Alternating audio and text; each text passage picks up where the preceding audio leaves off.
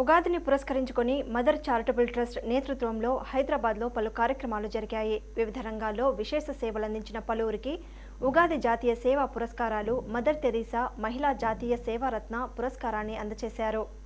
ఈ కార్యక్రమంలో రాష్ట్ర మానవ హక్కుల సంఘం చైర్మన్ జస్టిస్ చంద్రయ్య ముఖ్య అతిథిగా పాల్గొని అవార్డులు అందజేశారు.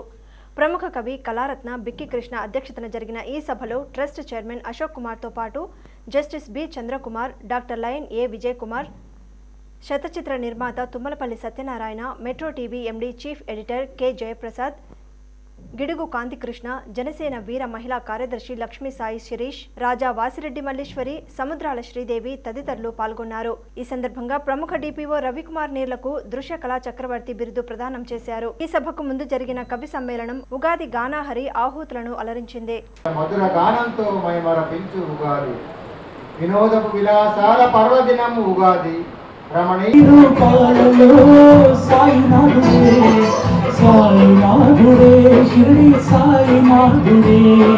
సాయి లేని చోటెక్కడుంది లోకంలో, కన్నులుండి మీరు చూడకపోయి మైకంలో, మాయ మైకంలో ఆనంది సాయి, ఈ నీల సాయి, ఆ గాలి సాయి,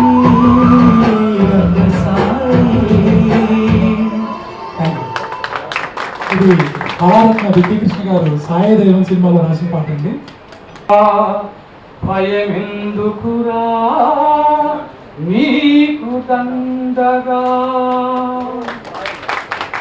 నిండి సాయి, ఈ నెల సాయి, ఆ గాలి సాయి, ఈ గంగ సాయి, పంచభూతాలలోన పొంచి ఉన్న రూపం సాయి, సర్వజీవ రాశుల్లోన దాగి ఉన్న దైవం సాయి.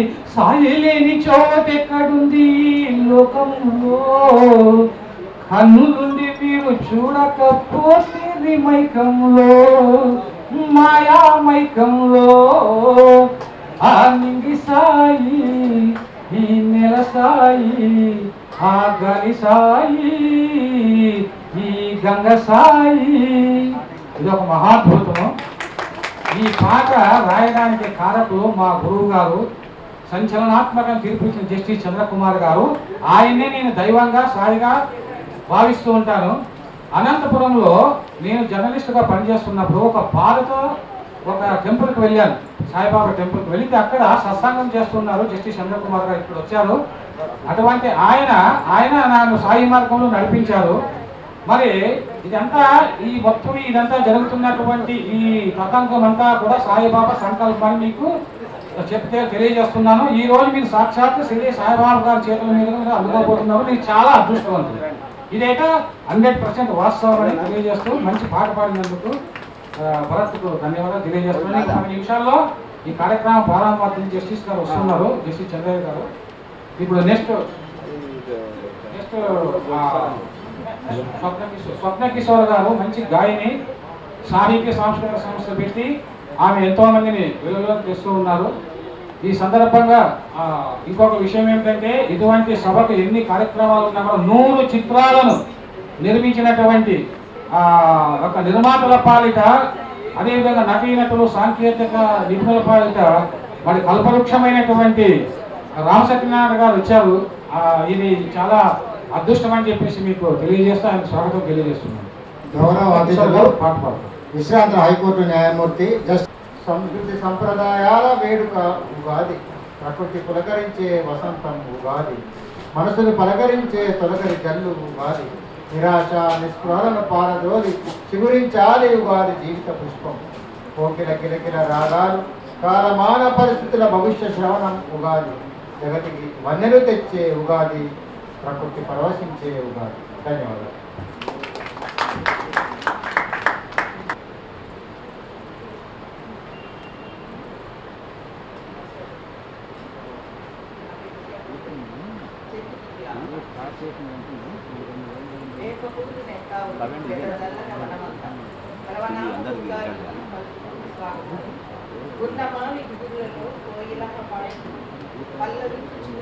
రాగాలకు చాటు తెలియబోని ఆశలకు జరుగుకి ఆహ్వానం. నిదురించే నిందలకు పలుకుతుంది మేలుగొలు. షడ్రుచుల సరాగాల సరిగమలే సంబరంగా సరికొత్త కోరికలు విజయాల నేడ.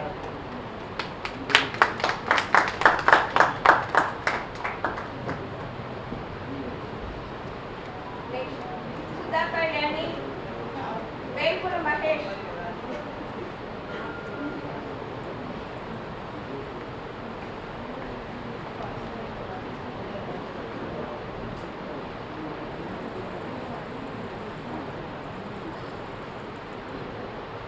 అందరికీ నమస్కారం.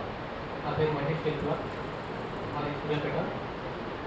మా కవిత కోయిల కొత్త సంగీతం ఏదో నేర్చుంది, మామిడి లేలేత పూతతో మెరుస్తుంది, వేపూపు ధవలవర్ణంతో సొగుతులవుతుంది, మామిడి తోరణం ఆహ్వానం పలికింది, ఆకాయతల్ని ముద్దల్లో రంగరించింది, ప్రేమతో హత్తుకొని మనసానం ఉంది, అలుకు చుక్కల ఇల్లు ముక్తాబైంది, పసుపు కుంకుమల కడప సోకుతమైంది, మూలకున్న కూరాడు కొత్తగా నిలుపుతుంది, వాసపు ఉట్టి పెరుగు పాలతో అడుగుపోతుంది, వసంతం కరుగుల చెవులో కొడుకుంటే, చైత్రమాసం వేడుకల గంతులేస్తుంటే, పసుపు కంకణాలు చేసి రక్షగా నిలుస్తుంటే, షడ్రుచులు దీని పరమార్థాలు చదువుతుంటే, ఆహ్వానించరా సోదర సంవత్సరాలు ప్రేమ దుఃఖాన్ని కలుగులోటి ఉత్సాహాన్ని మొదలెట్టి అడుగులు మొదలెట్టి లక్ష్యాన్ని గురిపెట్టి అల్పరిగా సాగుతూ ముందుకు తోడుకెళ్ళి.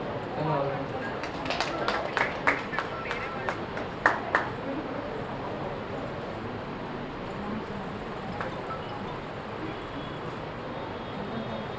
సభలోని వారికి నా నమస్కారాలు. లవనామ ఉగాది సందర్భంగా మనందరికీ సంతోషం, ఆరోగ్యం దక్కాలని కోరుకుంటూ ఈ సందర్భంగా ఋతువుల మీద నేను రాసినటువంటి ఋతు విలాసం అనే కవితని చదవబోతున్నాను. ప్రకృతి కాంతి పట్టనేమో 6 వన్నెల చీర, దాని రెపరెపలే ఒక్కో ఋతువుగా మారనేమో, లేలేత మావి చెట్లను మోసుకొస్తూ కోయిలమ్మల పాట కాస్త చోడులాగా వసంతమై తాను ఉడికిస్తుంది. చేసే గ్రీష్మమై వచ్చిన మల్లెల పరిమళాన్ని మధుర ఫలాల్ని అందించి అలరిస్తుంది. చెడు ఆనక తాను జడిపించిన కుడమిపై పచ్చని సంతకం మునిగి వెళుతుంది. హాయినందించు శరత్కాలపు వేనెల సాయంత్రాలు ఆ వెనకే వచ్చే తొలి మంచు కురిపించే హేమంతంతో వెచ్చని చెలిమిని అందిస్తాయి. చలిమోసుకొచ్చే శిశిరమైన మిగించే వడగాలైనా తాను ప్రతిదిక్కున కుడమికి పూస్తుంది సరికొత్త వర్ణం. పురుషనే వాడని ఒక అరుదైన చివరం, ప్రకృతి గీసిన ఋతు చక్రం. మరోసారి అందరికీ ఉగాది శుభాకాంక్షలు.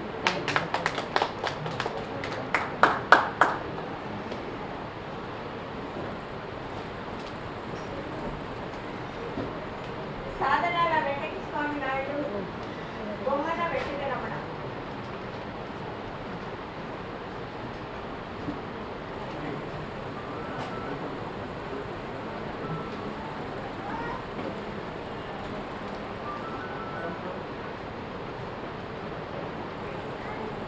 సభకు నమస్కారం. అందరికీ ఉగాది శుభాకాంక్షలు. శీర్షిక బ్రతుకు సారం. పచ్చదనం పరిఢవిల్లితేనే ప్రపంచం అందంగా కనిపించే. మనిషి పచ్చగా ఉండాలి, మనసు పచ్చిగా ఉండాలి. మనిషి పచ్చగా ఉండాలి, మనసు పచ్చిగా ఉండాలి. పరిసరాలు పచ్చగా పరిమళిస్తేనే కదా పర్యావరణం పరిరక్షింపబడేది. మనిషి పచ్చగా ఉంటేనే కదా 10 మంది ప్రశంసించేది. చెట్టు పచ్చగా పూస్తేనే కదా పొట్ట నింపేది, ఊపిరి ప్రక్షాళన అయ్యేది. ఎండుటాకుల్ని తోరణాలుగా కట్టలేము, మోడువారిన వృక్షాన్ని పెరట్లో ఉంచలేము. ఎండుటాకుల్ని తోరణాలుగా కట్టలేము, మూడువారిన వృక్షాన్ని పెరట్లో ఉంచలేం. పచ్చదనం కోల్పోయిన జీవితాన్ని హర్షించలేం, ఆనందించలేం. పచ్చదనం శ్వాసిస్తేనే మేఘ మల్హర్ వినిపించేది. పచ్చదనం శ్వాసిస్తేనే మేఘ మల్హర్ వినిపించేది. వింజామరలై వీస్తేనే పరవశించి మేఘాలు ఇలను అభిషేకించేది. ఏరులు నదులు తిల్లానాలై ప్రవహించేది.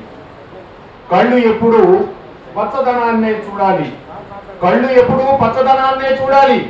కళ్ళు పచ్చబెడితే మాత్రం ప్రమాదం. అందుకే పచ్చదనం చూడగలిగే కళ్ళకే ఉగాది, పచ్చదనం కనుమరుగైతే భవిష్య లోకమేది, పచ్చదనం కనుమరుగైతే భవిష్య లోకమేది. ధన్యవాదాలు.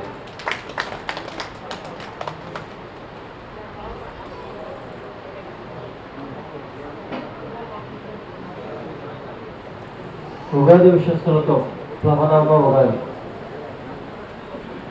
తెలుగువారి పండుగ ఉగాది. సంవత్సరాలు. మంచితనం మానవ జన్మకు పునాది, మంచితనం మానవ జన్మకు పునాది. కరువు కరోనాలో కూడా అందరూ బాగుండాలి ఈ ఏడాది. మీరు తప్పట్లు కొడితే మీరే బాగుంటారు. కరువు కరోనాలో కూడా అందరూ బాగుండాలి ఈ ఏడాది. మన మనసు రవికరణంలా ప్రకాశిస్తున్నది, మన నవ్వు పువ్వులా వికసిస్తున్నది. మానవత్వంతో నిండి ఉండాలి మన మది గది, మానవత్వంతో నిండి ఉండాలి మన మది గది. షడ్రుతుల సమ్మేళనమే తెలుగు ఉగాది. మనం పిలిచే పిలుపులో తీయగా ఉండాలని, మనం పిలిచే పిలుపులో తీయగా ఉండాలని, పొగర్ని వగరుగా భావించి దూరంగా ఉంచి చెడుని చేదుగా చూడమని, మమకారం కాలం తీయని కారణంగా మలుచుకోమని, అవలక్షణం లవణంగా ఈ 6 గుణాలు దీంట్లో లవణంగా చెబుతుందని, వలపనే పులుపు ప్రతి ఒక్కరిని చేరుకుందని చెప్పడానికి మనం ముందు వచ్చిన ప్లవనామ ఉగాది. తెలుగు సంవత్సరం పేరు ప్లవ. ఎన్ని కలతలు ఉన్నా మన దరహాసం కలువ. ఎన్ని కలతలు ఉన్నా మన దరహాసం కలువ. ఎన్ని కరోనాలు వచ్చినా మనం కలిగి ఉండాలి ఎదుర్కొనే సత్తా సేవ. చప్పట్లు కొడితే మీ అందరికీ ఎన్ని కరోనాలు వచ్చినా మనం కలిగి ఉండాలి ఎదుర్కొనే సత్తా సేవ. మానవత్వం ఉన్న వారే అవుతారు మహానుభావ. విజయకుమార్ గారు మీ గురించి రాశాను. మానవత్వం ఉన్న వారే అవుతారు మహానుభావ. ఆత్మీయతతో పిలువ ప్లవ. మంచి వారికి ఉంటుంది విలువ. మీలాంటి వారికి సార్ నమస్కారం, మన సంస్కారం ఉంటుంది విలువ. మాలో విప్లవాన్ని తీసుకొచ్చే ప్లవ. Thank you so much. Bommala Venkataramana బయలుదేరారు. నేను రాసిన పుస్తకం పేరు అక్షర సత్యామృతం. విజయకుమార్ గారు చదివి ఆనందించారు. Thank you so much.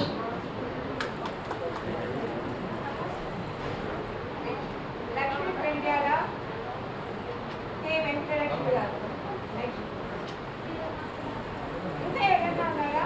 ఇప్పుడు వచ్చినవాడు కవి సమ్మేళనంలో పాల్గొనేవాడు.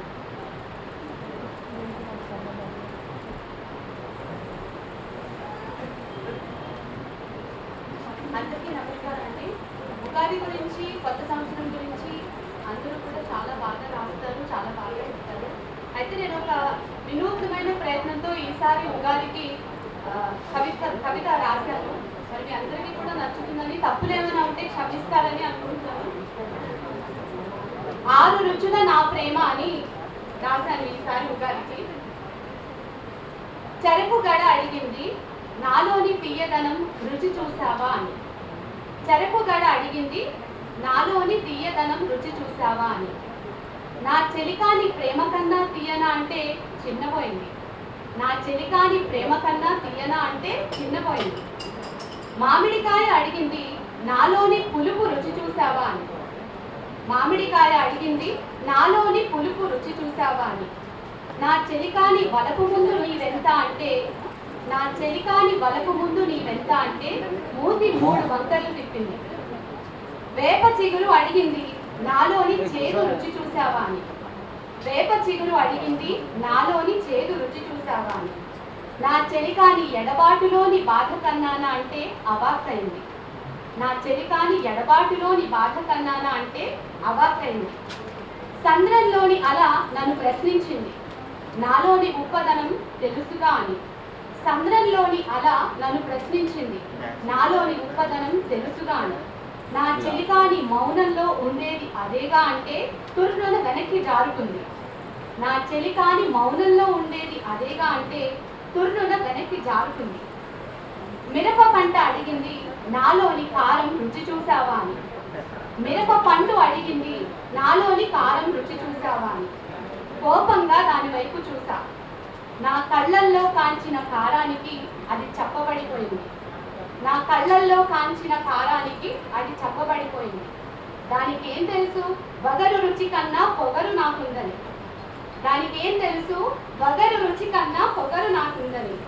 ఉగాది ఇప్పుడే వచ్చింది, వసంతం ఇప్పుడే వచ్చింది. నా చెలికాని రాకతో నా జీవితంలోకి ఉగాది ఎప్పుడో వచ్చింది. నా చెలికాని రాకతో నా జీవితంలోకి ఉగాది ఎప్పుడో వచ్చింది. నా బ్రతుకు నిత్య వసంతమైంది. ఇంతకన్నా గొప్ప ఉగాది వేరెక్కడైనా ఉందా? థ్యాంక్ యూ అండి. ఈ అవకాశం ఇచ్చినటువంటి మదర్ చారిటబుల్ ట్రస్ట్ వారికి, అలాగే ఈ వేదికను ఆహ్వానించిన వికృష్ణ సార్కి కూడా ధన్యవాదాలు.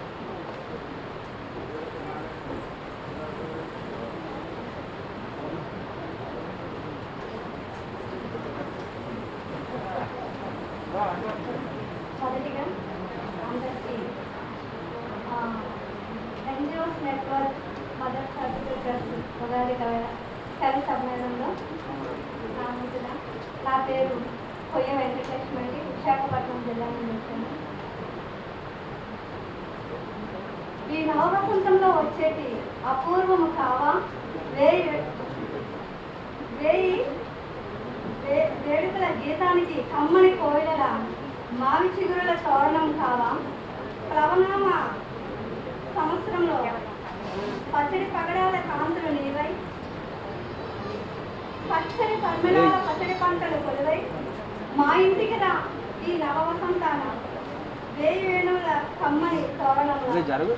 జీవితం అనే పుస్తకంలో గతమనే నిన్నటి పేజీని, ఊహకైనా అందని రేపటి పేజీని పదిలంగా దాచిపెడుతూ వచ్చిన ప్లవనామ సంవత్సరం కాంతివంతంగా కొత్త ఆశలను దిగింపచేస్తూ, కొత్త ఊహలను ఊపిరి నింపుతూ కొత్త సంవత్సరం వచ్చెను నిత్య నూతనంగా. అనురాగ ఆప్యాయతలను అలంకరించుకుని, కులమత వర్గ అసమానతలను తొలగించుకొని, స్నేహభావాన్ని పెంపొందించుకొని మనసారా ఆహ్వానిద్దాం ఈ ఉగాదిని చిరునవ్వుతో, వెలిగే చిరునవ్వుగా. థ్యాంక్ యూ అండి. అందరికీ నవభాగుల ఉగాది పర్వదినం, జీవితానికి చక్కని నిర్వచనం, తెలుపును ఉగాది పచ్చడి సేవనం. ఇది షడ్రుచులతో కూడిన సమ్మేళనం, ఆరోగ్యాన్ని అనుగ్రహించే దివ్యౌషధం. శాఖరి అంతా కరోనాతో చీకటిమయం, జనులకు చేసింది తీవ్ర అస్వస్థత గాయం. శాఖరి అంతా కరోనాతో చీకటిమయం, జనులకు చేసింది తీవ్ర అస్వస్థత గాయం. విద్యార్థుల చదువుకి కలిగింది విఘాతం, ఆర్థిక పరిపుష్టికి ఉలరించగా అగాధం. దేశంపై కరోనా పెట్టింది భస్మాసుర హస్తం, జనుల జీవితం అయ్యింది అస్తవ్యస్తం. కోటి ఆశలతో కొత్త వర్షాన్ని స్వాగతిస్తున్నాం, ప్లవ కలిగించాలంటూ ప్రజల ప్రమోదం. కావాలందరి జీవితం ఆనందమయం, బ్రతుకులో పల్లవించాలి వసంత గానం. సుఖ సంతోషాలతో సాగాలి జనజీవనం, తిమిరాన్ని తొలగించి నూతన సంవత్సరం, జీవన శైలిని అందించాలి యథా ప్రకారం అంటూ ఆకాంక్షిస్తుంది నా హృదయం. అవకాశం ఇచ్చిన మీ అందరికీ ధన్యవాదాలు. నా పేరు Lakshmi, assistant engineer from Nandyal Kurnool district.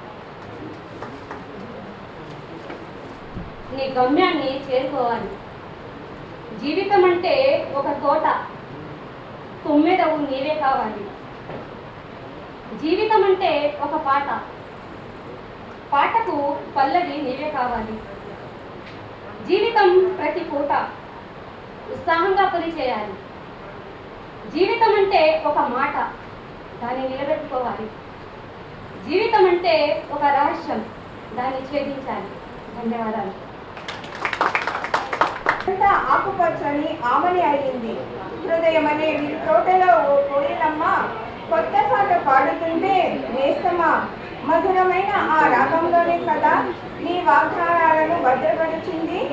చెరుకు తీపి రసంలా మామిడి తోరణాలతో ఆహ్వానం, రేపటి ఉషస్సులో నేను వెన్నెల కిరణం అవ్వాలని. కానీ ఆనందం ఆవిరై మధువనిలో దారి తప్పిన మనసేమో నీ కోసం వెతుకుతోంది ఇప్పుడు. వలకు కూడా పగలైపోతుంటే, మాకు చాటు జాబిలిలా నువ్వు మసకబారిపోతుంటే, గొంతులో వేపపూట చేదు ముద్ర వేస్తూ మనసులోని మమకారంని మాయం చేస్తోంది. 6 రుచులు జీవితాన్ని ఇలా కబ్జా చేస్తూ ఉంటే నేను మాత్రం ఎదురు చూస్తున్నా 7వ ఋతువై నువ్వు వస్తావని. సరికొత్త ఉగాదివై వసంతాలు పూయిస్తావని. ధన్యవాదాలు. పెద్దలు చాలా పెద్దలు చేస్తున్నారు. ఆంధ్రదేశంలో, తెలంగాణలో, 2 రాష్ట్రాల్లో కూడా దాదాపు 600 సంస్థలను ఏర్పాటు చేసి 200 కోట్లు దానం చేసినటువంటి కలియుగ దాన కర్ణుడు డాక్టర్ లయన్ విజయ్ కుమార్ గారు ఇక్కడ ఉన్నారు. ఆయనకి మీరందరూ ఒకసారి కరతలధ్వనం చేయండి. ఎన్నో సంస్థలను స్థాపించి జాతీయ అంతర్జాతీయ స్థాయిలో పేరు పొందినటువంటి మహానుభావులు. మనం ఒక 10 రూపాయలు దానం చేయాలంటే మరి ఎంతగానో ఆలోచిస్తాం. 200 కోట్లు అలా ఓకగా ఆయన దానం చేసి నవ్వుకుంటూ దానం చేశాడంటే కలియుగ కర్ణుడు. ఆ రోజు కర్ణుని గురించి విన్నాం కానీ కలియుగ కర్ణుని గురించి వినలేదు. అటువంటి వ్యక్తి ఈరోజు వచ్చారు. మరి ఇటువంటి ఒక అద్భుతమైనటువంటి కార్యక్రమానికి ఆయన వచ్చినందుకు ఆయనకు స్వాగత సుమాన్లు తెలియజేస్తూ, ఇంతవరకు కవులు చాలా చక్కగా కవిత్వాన్ని చదివారు. మేము సహస్ర కవి సమ్మేళనం మొదలుకొని 2 రాష్ట్రాల్లో దాదాపు 1000 మంది కవులను తయారు చేసినటువంటి ఈ దశాబ్దపు మహాకవిగా నాకు పేరుంది. కానీ మనమే పొగుడుకోవాలి. అది కూడా చెప్తున్నాను మీకు. ఎందుకంటే కొన్ని విషయాలు మీ గురించి ఎవరు చెప్పరు. మీ గురించి మీరు చెప్పుకోండి. ఇది కొత్త సిద్ధాంతం, నేను కనిపెట్టింది సిద్ధాంతం. ఎందుకంటే ఇప్పుడు నేనెవరో మీరు ఇంతమంది చాలా ప్రదేశాల నుంచి వచ్చారు. నా గురించి చెప్పుకోకపోతే నేను నష్టపోయినట్టే కదా. కాబట్టి నా గురించి నేను చెప్పుకోవాలి. అక్కడ మీ గురించి కూడా మీరు చెప్పుకోవాలి. మీరు కవి సమ్మేళనం చదివేకి ఇప్పుడు వచ్చినప్పుడు 2 మాటలు మీ గురించి, మీ పేరు, మీ గురించి కొద్దిగా చెప్పుకోవాల్సి ఉండేది.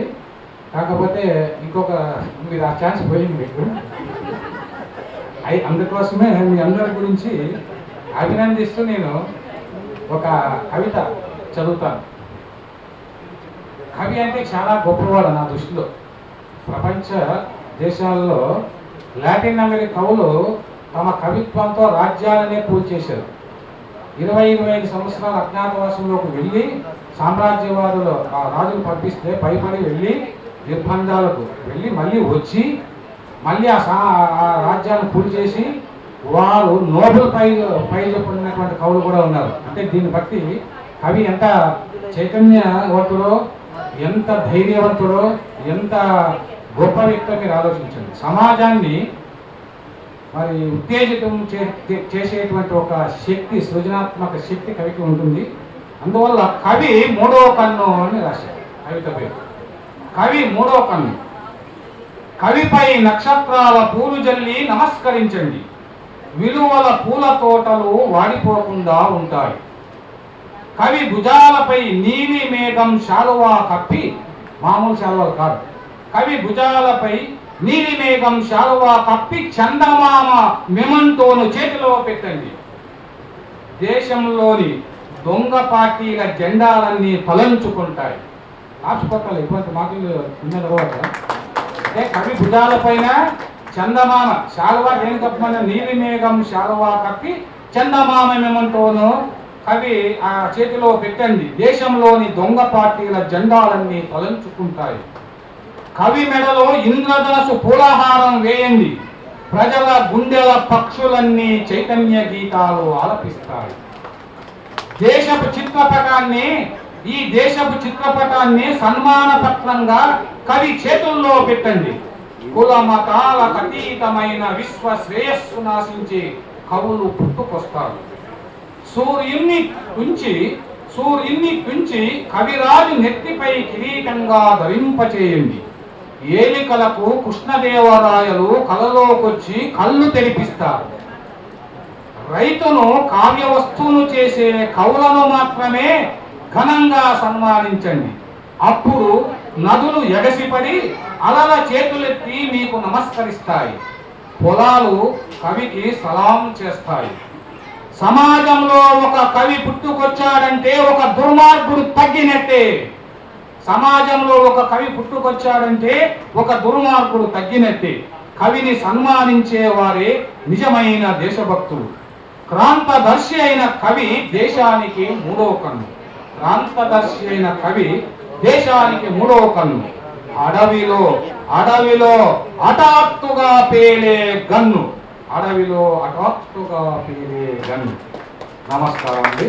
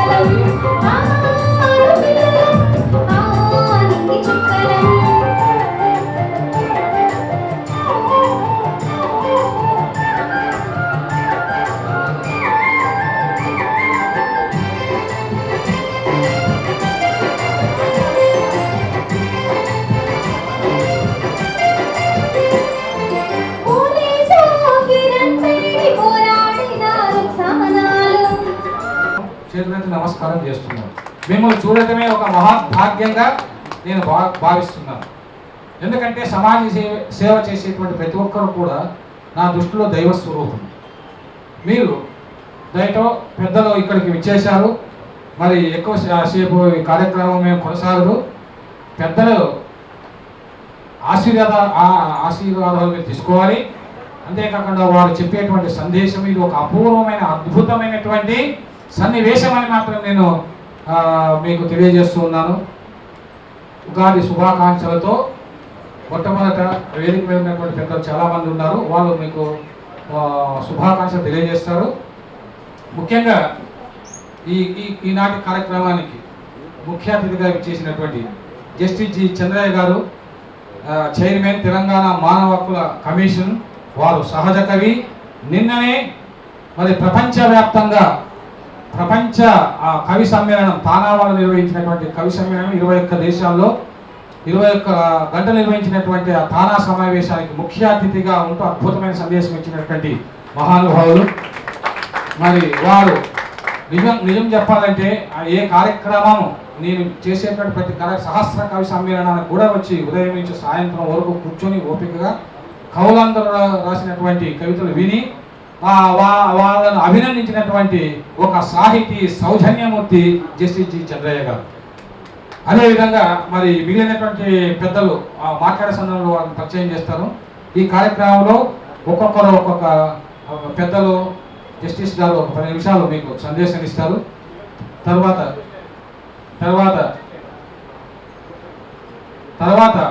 ఇప్పుడు లయన్ విజయ్ కుమార్ గారు, మరి ఆయన 200 కోట్లు దానం చేసినటువంటి ఒక దాన కర్ణుడు కానవాళ్ళు దాంట్లో కూడా 2 మొక్కలు మాట్లాడే భాగ్యం కల్పించారు మా కృష్ణ. ఈనాడు సభాధ్యక్షులు ముఖ్యకృష్ణ గారు, ముఖ్య అతిథి పూజ్యులు జస్టిస్ చంద్రయ్య గారు, ఇంకో పూజ్యులు జస్టిస్ చంద్రకుమార్ గారు, దైవత శర్మ గారు, మా తమ్ముడు జయప్రసాద్, వాసిరెడ్డి మల్లేశ్వర్ గారు, తమ్ముడు చెప్తాను కాంతికృష్ణ గారు, చెప్పకపోతే కాంతిరాజు ఇక్కడ, శతచిత్ర సుందరుడు 100 చిత్రాలు చేసిన వాళ్ళు రామానాయుడు గారు ఉన్నాడు, మహానుభావుడు. దాసనాయుడు దర్శకులతో చేశారు, కానీ ప్రొడ్యూస్ చేసింది మాత్రం రామానాయుడు గారి తర్వాత మా తమ్ముడే సత్యనారాయణ, రామ సత్యనారాయణ గారు. అలాంటి మంచి వ్యక్తి అందరూ ఇక్కడ ఉన్నారు. వాళ్ళందరికీ నా నమస్కారాలు. వచ్చిన సోదరిమణులు, కవయిత్రులు, కవులు అందరికీ కూడా శుభాశీస్సులు. కవికాంతిని తోడు లేదు ప్రపంచం అంటారు.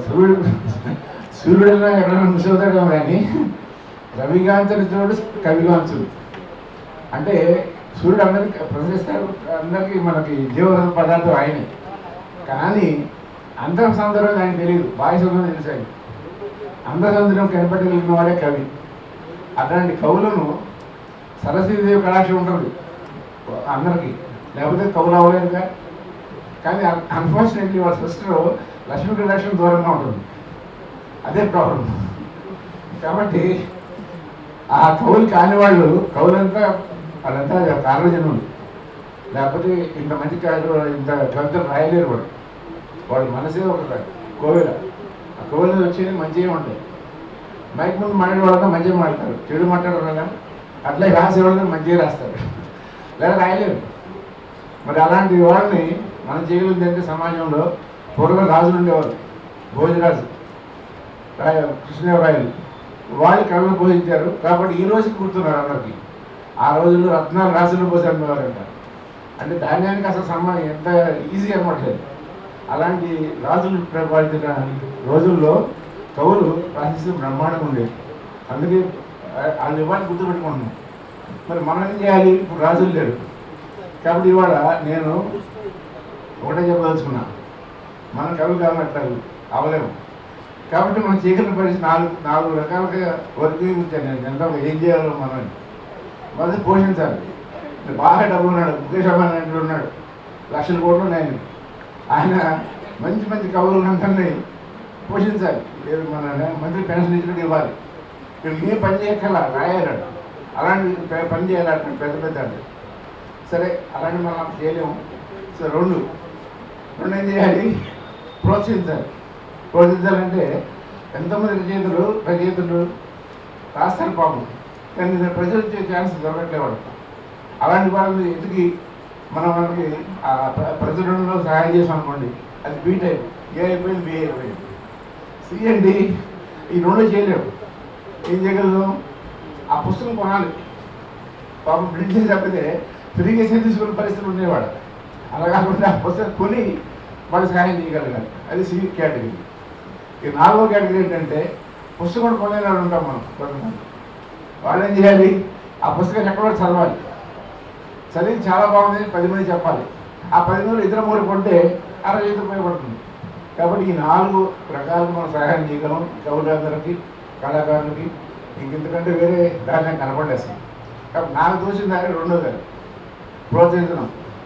కాబట్టి సుమారుగా 100 పుస్తకాలు ప్రచురించగలే ఒక ఛాన్స్ ఇచ్చాడు మహానుభావుడు బిగ్ కృష్ణ. ఆయన పుస్తకాలు, సోదరుడు గారి పుస్తకాలు, వాళ్ళ అమ్మాయి పుస్తకం, అట్లా చంద్రగా రాస్తే ఆయన పుస్తకం. ఎందుకంటే బిక్కి గారు చేయడం వాడు చిక్కితే వదిలిపెట్టాడు. చిక్కితే వాడు వచ్చేది అయినట్టు నన్ను ఒక్కడే వదిలేశాడు. ఇదేంటే బాబు నన్ను వదిలేసావంటే, నువ్వు కూడా రాస్తే మా పుస్తకాలు ఎవరు ప్రింట్ చేసేది అంటున్నాడు. నువ్వు రాసుకుని నువ్వు ప్రింట్ చేసుకుంటావు, కాబట్టి నువ్వు రాయకూడదు, మేము రాసి ప్రింట్ చేయాలి, అది కండిషన్ మరి. సో అలా చంద్రయ్య మహానుభావుడు గారు ఆయన కూడా రాస్తే ఆయన పుస్తకం ప్రింట్ చేస్తాం. చంద్రకుమార్ గారు బ్రహ్మాండ పుస్తకం రాస్తున్నారు, త్వరలో మీ ముందు వస్తుంది. అద్భుతం, అది ఒక అద్భుతం, కలిగి అద్భుతం చేస్తున్నాడు ఆయన. ఆ పుస్తకం వల్ల దేవుడి వల్ల నేనే ప్రింట్ చేస్తున్నాను. అలాగే నేను చెప్పాను కదా, ఈ 4 గంటల్లో ఏ గంటలో మనం వస్తాం ఆలోచించుకోండి. దాన్ని మీరు పాటించండి. కౌలు జిందాబాద్ పాడారు కదా, కౌలు జిందాబాద్, ఆడపిల్లలు జిందాబాద్, అందరూ జిందాబాద్లే. కానీ గేటు దాటితే పొడదాబాదే. మనం వింటాం అన్ని అబ్బా ఎంత బాగుంది చేయాలనుకుంటాం. గేటు దాటితే మన గవర్నమెంట్ మర్చిపోతున్నాం, ఈ చెప్పినవన్నీ మర్చిపోతున్నాం. నేను కొన్ని సంవత్సరాల నుంచి అంటే దాదాపు ఒక 30-40 ఏళ్ళ నుంచి సేవ చేస్తూ ఉన్నాను. నేను చేసి నాలాగా చేసేవాడు ఇవ్వడం జరుగుతాను. కనీసం మీకు ఫాలో అవుతాను బాబు అని చెప్పిన ప్రభుత్వం నాకు కనపడలేదు. ఇన్ని సభలు పాల్గొన్నాను, ఇన్ని చోట్ల పాల్గొన్నాను. ఆ టైంలో అందరూ సభలు కొడతారు, అబ్బాబా బ్రహ్మాండం చేసేవాటారు. కానీ ఫాలో అప్ ఎక్కడ కనపడలేదు అసలు. మొన్న ఒకరిని కలిసాడు, నాకు అది వెళ్ళినట్ట. ఆయన నాకు తెలియదు ఎవరు. ఆయన దగ్గరికి వచ్చి సార్ ఆయన వయసు 40 అంట, నా వయసు 70. ఆయన కండిషన్ నీకు 77 వచ్చినప్పుడు నేను నాలాగా అప్పుడు ఒక 10% ఖర్చు పెడతాడంట. మొన్న బాబు 77 బతకాలి, 80 బతకాలి, ఈ పని చేయాలి ముందు, దీనికోసం మీరు బతకాలని 100 వెళ్ళిపోతారా బాబు అని బ్లెస్ చేసి వచ్చాను. అంటే ఉపయోగపడినప్పుడు అంటున్నాడు. వాళ్ళ పేరు సిద్ధార్థ రెడ్డి. సిద్ధార్థకి ఎక్కడ బోధి వృక్షం కింద ఆయన జ్ఞానం అయినట్టు ఈ సభలో జ్ఞానం పోయింది. అట్లా అలాంటి వాటికి గమనం వస్తే మాత్రం నాకు చాలా సంతోషం ఉంటుంది. నిజంగానే చంద్రయ్య గారు చెప్పిన వాళ్ళు ఎట్లా ఉంటాయండి. కొంచెం సాయిబాబా గారికి నాకు కొంచెం పోలికలు ఉండే. అప్పుడు బాగా చుట్టంతా ఉండే. సాయిబాబా బ్రదర్ అన్నది నో సార్ ఈ సోను అని చెప్పిండ. అది పక్కన పెట్టారు. బయటకు వచ్చాక పెద్ద కారు కారు వాల్యూ ఎంత అని అడిగింది దాన్ని ఇంగ్లీష్లో. ఇది 40 లక్షలు ఉంది, నేను దీంట్లో కూర్చున్నాను, అది సిటీని అంబాసిడర్ అన్నది. ఏమంటే మదర్ కదా, సరే ఆవిడ అంబాసిడర్లో కూర్చుంది. మనకు జేకర్ జాన్సన్ అంటే హోమ్ సెక్రటరీ ఉండేవాడు, చంద్రయ్య గారికి పరిచయం. ఆయన యానీ జాన్సన్ ఆవిడ కూడా వచ్చింది. ఆవిడ సంస్కారానికి గొప్పతనం. హోమ్ సెక్రటరీ వైఫ్ అంటే పెద్ద పోస్టే కదా. ఆమె నేనేం సేవ చేయాలి అని అడిగింది మదర్ ఇంగ్లీష్లో. ఆమె ఏమంటే go to hotels, take left over food, distribute to the beggars అన్నది. నువ్వు పెద్ద స్థాయి ఉన్నవాడికి పెద్ద పదవి. ఆమె ఏమంటే నువ్వు మిగిలిపోయిన అన్నాన్ని తీసుకొని పేదలకు పంచమని అంటే దయాగ్ర హృదయ. అందుకే జెఫ్రీ ఆర్చర్ గొప్ప మాట అన్నాడు, భారతదేశానికి వస్తే ఎవరికి దండం పెడతారు అంటే ఒక పుస్తకానికి, ఒక నదికి, ఒక వ్యక్తికి, ఇంకొక వ్యక్తికి అని. పుస్తకం భగవద్గీత, నది గంగా నది, వ్యక్తి మహాత్ముడు మదర్ తెరీసా. అది గొప్ప. భారతదేశానికి వస్తే మీరు ఏం చేస్తారంటే గంగానది దండం పెడతా, జ్ఞాన భండాగారమైనటువంటి భగవద్గీత దండం పెడతా, మానవీయ విలువలకు రూపశిల్పైనటువంటి మహాత్ముడు దండం పెడతా. భాషకు ఒక పట్టు కొమ్మగా నిలిచి ప్రాముఖ్యమైనటువంటి సంస్థగా వెలుగొందుతున్నటువంటి సంస్థ తానా సంస్థ. ఈ తానా సంస్థ వారు కృష్ణ గారి ఆలోచన మేరకు 600 NGOsను భారతదేశంలో ఏకం చేసి కవి సమ్మేళనాలు నిర్వహించి కవులను ఏకం చేసి కవిత్వం రాయడానికి పురికొల్పి అంతర్జాతీయంగా 21 సంస్థలు, 21 దేశాలు, 21 గంటలు అనర్ఘలంగా కవిత్వాలను చెప్పించి, కవిత్వాలను వినిపించి, నిద్ర మర్చి, ఆహారాన్ని మర్చి అందరికీ తెలుగుతనాన్ని మరొకసారి పంచిననేటటువంటి సంతోషంతో మరొకసారి ఆ జ్ఞాపకాలు మరొక ముందే మరణం చేసుకుంటున్నటువంటి తరుణంలోనే మరొక గొప్ప కార్యాన్ని తలపెట్టినటువంటి సంస్థ NGOs నెట్వర్క్. దాని యొక్క అధినేత సోదరుడు లైన్ విజయ్ కుమార్ అయినా దాని కర్త కర్మ క్రియ దర్శకులు విక్కి కృష్ణ గారు. ఆ ఆలోచన ప్రక్రియ అతని మేధస్సులో నుంచి ఉద్భవించినటువంటి ఒక గొప్ప అంశం. దానికి మరొక రూపం దిద్దుకుంటున్నటువంటి ఒక గొప్ప కార్యక్రమం ఈ కవి సమ్మేళనం. అందుకని మీ అందరికీ, ముఖ్యంగా కృష్ణ గారికి అభినందన తెలియజేస్తున్నాను. ప్లవనామ సంవత్సర ఉగాది సందర్భంగా మదర్ ఫౌండేషన్ వారు తెలుగు కవులకు బహకరించే పురస్కార మహోత్సవం ఈ పర్వదినం. అందుకే మీ అందరికీ ప్లవనామ సంవత్సర ఉగాది శుభాకాంక్షలు తెలియజేస్తున్నాను. పురస్కారాలు అందించే సంస్థకు అభినందన తెలియజేస్తున్నాను. అందుకునే వారికి ఆనందమైనటువంటి భావాలు తెలియజేస్తున్నాను. అందుకునే వారందరికీ ఆనంద చిరుజల్లులు కురిపిస్తున్నాను. ఆహుతులందరికీ ఈ అక్షరాంజలి బహుకరిస్తున్నాను. అక్షరం అందరిది కావాలి. అక్షరం అంధత్వాన్ని తొలగించాలి. అక్షరం అనుకూలతను కలిగించాలి. అక్షరం అనుభవాన్ని పెంచాలి. అక్షరం అడ్డంకును తొలగించాలి. అక్షరం అందరూ ఒకటేనని చాటాలి. అక్షరం అందరికి పంచబడాలి. అక్షరం మనుగడ సాగించాలి. అక్షరం జీవన మార్గం కావాలి. అక్షరం మానవత్వాన్ని చాటాలి. అక్షరం అమానుషత్వాన్ని దూరం చేయాలి. అక్షరం ఆత్మీయతను పెంచాలి. అక్షరం అనురాగాన్ని పెంచాలి. అక్షరం త్యాగ నిరతిని కలిగించాలి. అక్షర అభివృద్ధికి ప్రేమ, సేవ పునాది కావాలి. ఇది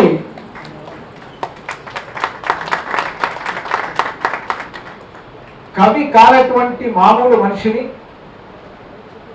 కవుల మధ్యలోకి పిలిచినప్పుడు కవి కాని కవి మాట్లాడాలంటే కాసంతైన రసవత్తంగా ఉండాలని భావించినప్పుడు కారులో ప్రయాణిస్తున్న సమయంలో ఏమి చెప్పాలనుకున్నప్పుడు నా మదిలో ద్యోగతమైన భావాలు మీ ముందు ఉంచారు.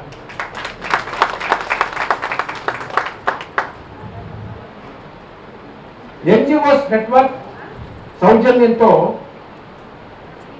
మదర్ చారిటబుల్ ట్రస్ట్ వారు 2 కార్యక్రమాలు నిర్వహిస్తున్నారు. ఉగాది కవి సమ్మేళనం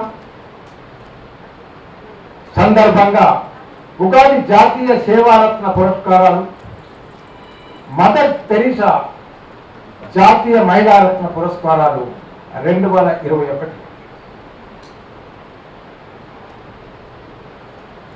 ఈ మధ్యలోనే కాదు, గత 3 సంవత్సరాల నుంచి ఎల్డర్స్ క్లబ్స్ ఆఫ్ ఇంటర్నేషనల్ అనే ఒక సంస్థ ఉనికిలోకి వచ్చింది. అది గత సంవత్సర కాలం నుంచి దాదాపు ప్రతి నెలలో వందలాది మంది ప్రముఖులు ఆయా రంగాల్లో సేవలు అందించినటువంటి వారికి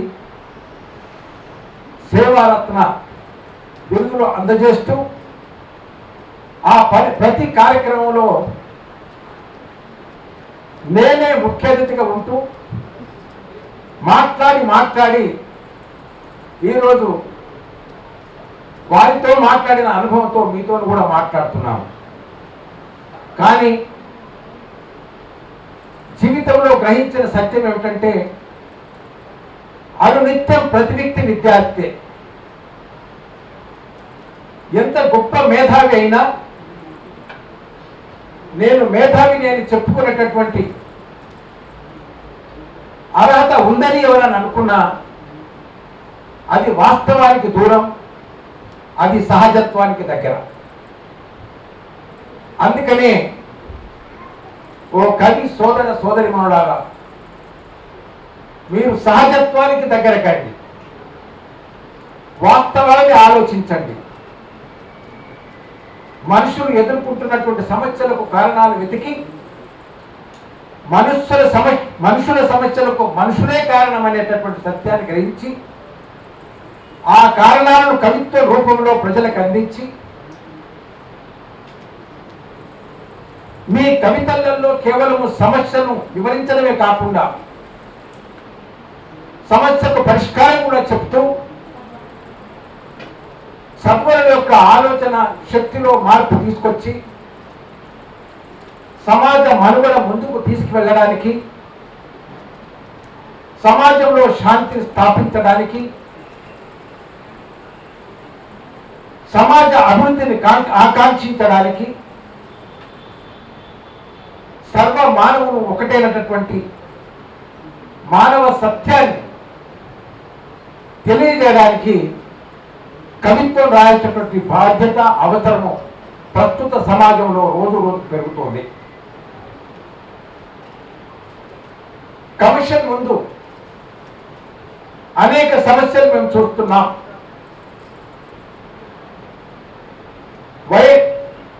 మైనర్స్ ను మొదలుకొని బాలికలను మొదలుకొని వయోధికుల వరకు కూడా అనేక సమస్యలు మేము వింటున్నాం. కొన్నిటికి పరిష్కారమే లేదు అనేటటువంటి పరిస్థితిలో ప్రతి సమస్యకు పరిష్కారం ఉందనేటటువంటి సత్యాన్ని కమిషన్ తెలియజేస్తూ ఉంది. దానికి రెండు సూత్రాలను ప్రతిపాదికగా కమిషన్ తన విధులు నిర్వహిస్తూ ఉంది. ఒకటి, కమిషన్కు వచ్చినటువంటి ఏ వ్యక్తి అయినా కన్నీటితో వచ్చి బాధపడుతున్నప్పుడు ఆ కన్నీరును తుడిచి ఆనంద బాష్పాలతో బయటకు పంపించడం. రెండవది, వారు ఎదుర్కొంటున్నటువంటి సమస్య అయినప్పుడు అందుకు కారకులైనటువంటి అధికారులను కావలసినటువంటి ఆజ్ఞలు జారీ చేసి వాళ్ళ సమస్యలు పరిష్కరిస్తున్నాం. ఆజ్ఞలు జారీ చేయడమే కాదు, నిర్ణీత కాలంలో అవి అమలు పరచబడుతున్నాయా లేదా అని తెలుసుకొని ఆ సమస్య పరిష్కారం అయ్యేంత వరకు కమిషన్ మీ వైపు చూస్తుంది అనేటటువంటి సత్యాన్ని అధికారులకు తెలియజేస్తున్నాం. మూడవది, ఏ సమస్య తీర్చడానికి కమిషన్కు సాధ్యం కాదో అది ఎవరి చేత ఎలా సాధ్యమవుతుందనేటటువంటి న్యాయపరమైనటువంటి అంశాన్ని వివరించి కమిషన్ పరిధిలో నుంచి ఒక సంతృప్తి కలిగినటువంటి భావనతో వారిని బయటకు పంపిస్తున్నాం. ఇది తెలంగాణ రాష్ట్ర మానవ హక్కుల కమిషన్ చేస్తున్నటువంటి విధి విధానం. ఈరోజు కవి సమ్మేళనం అనగానే కవులు ఏ అంశం గురించి కవిత్వం రాయాలనేటటువంటి సందేహం అవసరం లేదు. మానవునికి ఆలోచన కలిగినప్పుడే ఆ ఆలోచనలో రెండు అంశాలు మనకు ద్యోతకం అవుతాయి. ఒకటి, తనను తాను రక్షించుకోవడం, రెండవది ఇతరులను రక్షించడం. కేవలం తనను తాను రక్షించుకుంటే అది mere existence, that is not a life at all. కానీ ఇతరులను రక్షిస్తే it is only the reality of life. కవి అనేటటువంటి ప్రతి మానవుడు తన కొరకు తాను ఎప్పుడు జీవించడు. ఒక మాటలో చెప్పాలంటే ఇతరుల కొరకు జీవిస్తాడు. విశాల దృక్పథంతో జీవించాలంటే సమాజం కొరకు జీవిస్తాడు. కాబట్టి ప్రతి కవికి సమస్య ఏదైనా సామాజిక దృక్పథాన్ని ఆలోచనకు జోడించి మీరు కవిత్వం రాసినప్పుడు అనేక సమస్యలతో బాధపడుతున్నటువంటి మానవాళికి న్యాయమూర్తులై సమస్యలు తీర్చి ప్రతి వ్యక్తి న్యాయమూర్తికి నిదర్శనంగా సమాజంలో వెలుగొందే అవకాశం ప్రతి కవి ప్రతి కవిత్రికి ఉంటుందని నేను నమ్ముతున్నాను. ఇది మీరు గ్రహించాలి. మీరు ప్రకృతి సిద్ధమైనటువంటి కవిత్వం రాయొచ్చు, కానీ ప్రకృతి మానవుని యొక్క మనుగడకు, ప్రకృతే మానవుని యొక్క ఆనందానికి, ప్రకృతే మానవుని యొక్క బాధకు కారణం అని మీరు భావిస్తే, బాధను దూరం చేస్తే జీవన మార్గం అవుతుంది. సంతోషాన్ని కలిగిస్తే మీ ఆలోచన ఆత్మీయకు దగ్గర అవుతుంది. అందుకనే మీరు రాసే కవిత్వానికి ప్రేమ సేవ అనే 2 పదాలు పునాదులు కనుక అవుతే మీ ఆలోచనకు అంతుండదు, మీ యొక్క కార్యాచరణకు అంతుండదు, మీ యొక్క భావ సంచలనానికి అంతుండదు. మీరు వ్యక్తీకరించే ప్రతి భావాలను అక్షీకరించి పుస్తకం చేసేటటువంటి బాధ్యత మా విజయ్ కుమార్ గారు తీసుకుంటారు. పర్వాలేదు. లాయర్ విజయ్ కుమార్ వెనకాల కృష్ణా బిక్కి గారు ఉన్నారు. ఆయన ముఖ్య ఉద్దేశం కదలిక లేని చోట కదలిక రావాలి, చైతన్యం లేని చోట చైతన్యం కలగాలి, పడుకున్నటువంటి వ్యక్తి లేచి నిలబడాలి, నిలబడ్డటువంటి వ్యక్తి నడవాలి, నడిచే వ్యక్తి పరిగెత్తాలి, పరిగెత్తే వ్యక్తి గమ్యం చేరాలి. అది ఆయన యొక్క ధ్యేయం. ఇలాంటి ధ్యేయం కలిగినటువంటి మహా మనుషులు మన మధ్యలో ఉన్నప్పుడు మామూలు మనుషులమైనటువంటి మనకి మార్గాన్ని అన్వేషించాల్సిన అవసరం లేనే లేదు. ఉన్నటువంటి మార్గంలో మనం పయనిస్తే చాలు. అది మీరు అదే పని చేయలేదు. తెలుగు భాష పైన అందరూ పట్టు పెంచుకోవాల్సినటువంటి బాధ్యత ఉన్నది. తెలుగు భాష ప్రపంచ భాషల్లోనే ఒకానొక గుర్తింపు ఉన్నది. ప్రపంచ భాషలలో ఒక 20 భాషలు కనుక తీసుకుంటే అందులో 15వ భాషగా గుర్తించబడినటువంటి భాష తెలుగు భాష. ఇవాళ తెలుగు మాట్లాడే ప్రజలు ప్రపంచవ్యాప్తంగా ఉన్నారు.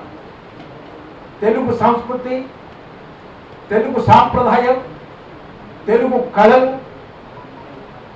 తెలుగు చిత్రకళలు అన్నీ కూడా ప్రపంచవ్యాప్తంగా ఉన్నాయి.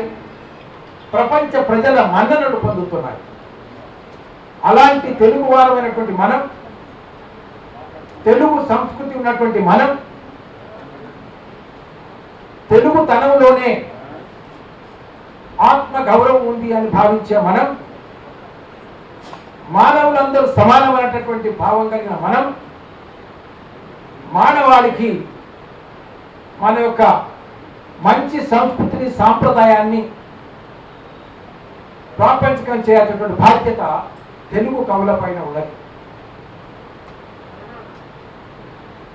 ఈ తెలుగు కవులను ప్రోత్సహించడానికి ఎన్జిఓస్ నెట్వర్క్తో పాటు మదర్ తెరీసా లాంటి అనేక స్వచ్ఛంద సంస్థలు ఈ కాలంలో ఈ తరుణంలో ముందుకు వస్తున్నాయి. ఈ క్రమంలోనే ఈరోజు ముందుకొచ్చి ఈ సభలో ఉన్నటువంటి కవితామూర్తులను, కవులు, కవిత్రులు, సోదర సోదరిమణులందరినీ ప్రోత్సహించాలని తలంచి ఒక కార్యక్రమం నిర్ణయించుకొని మదర్ చారిటబుల్ ట్రస్ట్ వారు ఏర్పాటు చేసినటువంటి కార్యక్రమానికి సంతోషిస్తూ వారి యొక్క ఆధినేతలను అభినందన తెలియజేస్తున్నాం.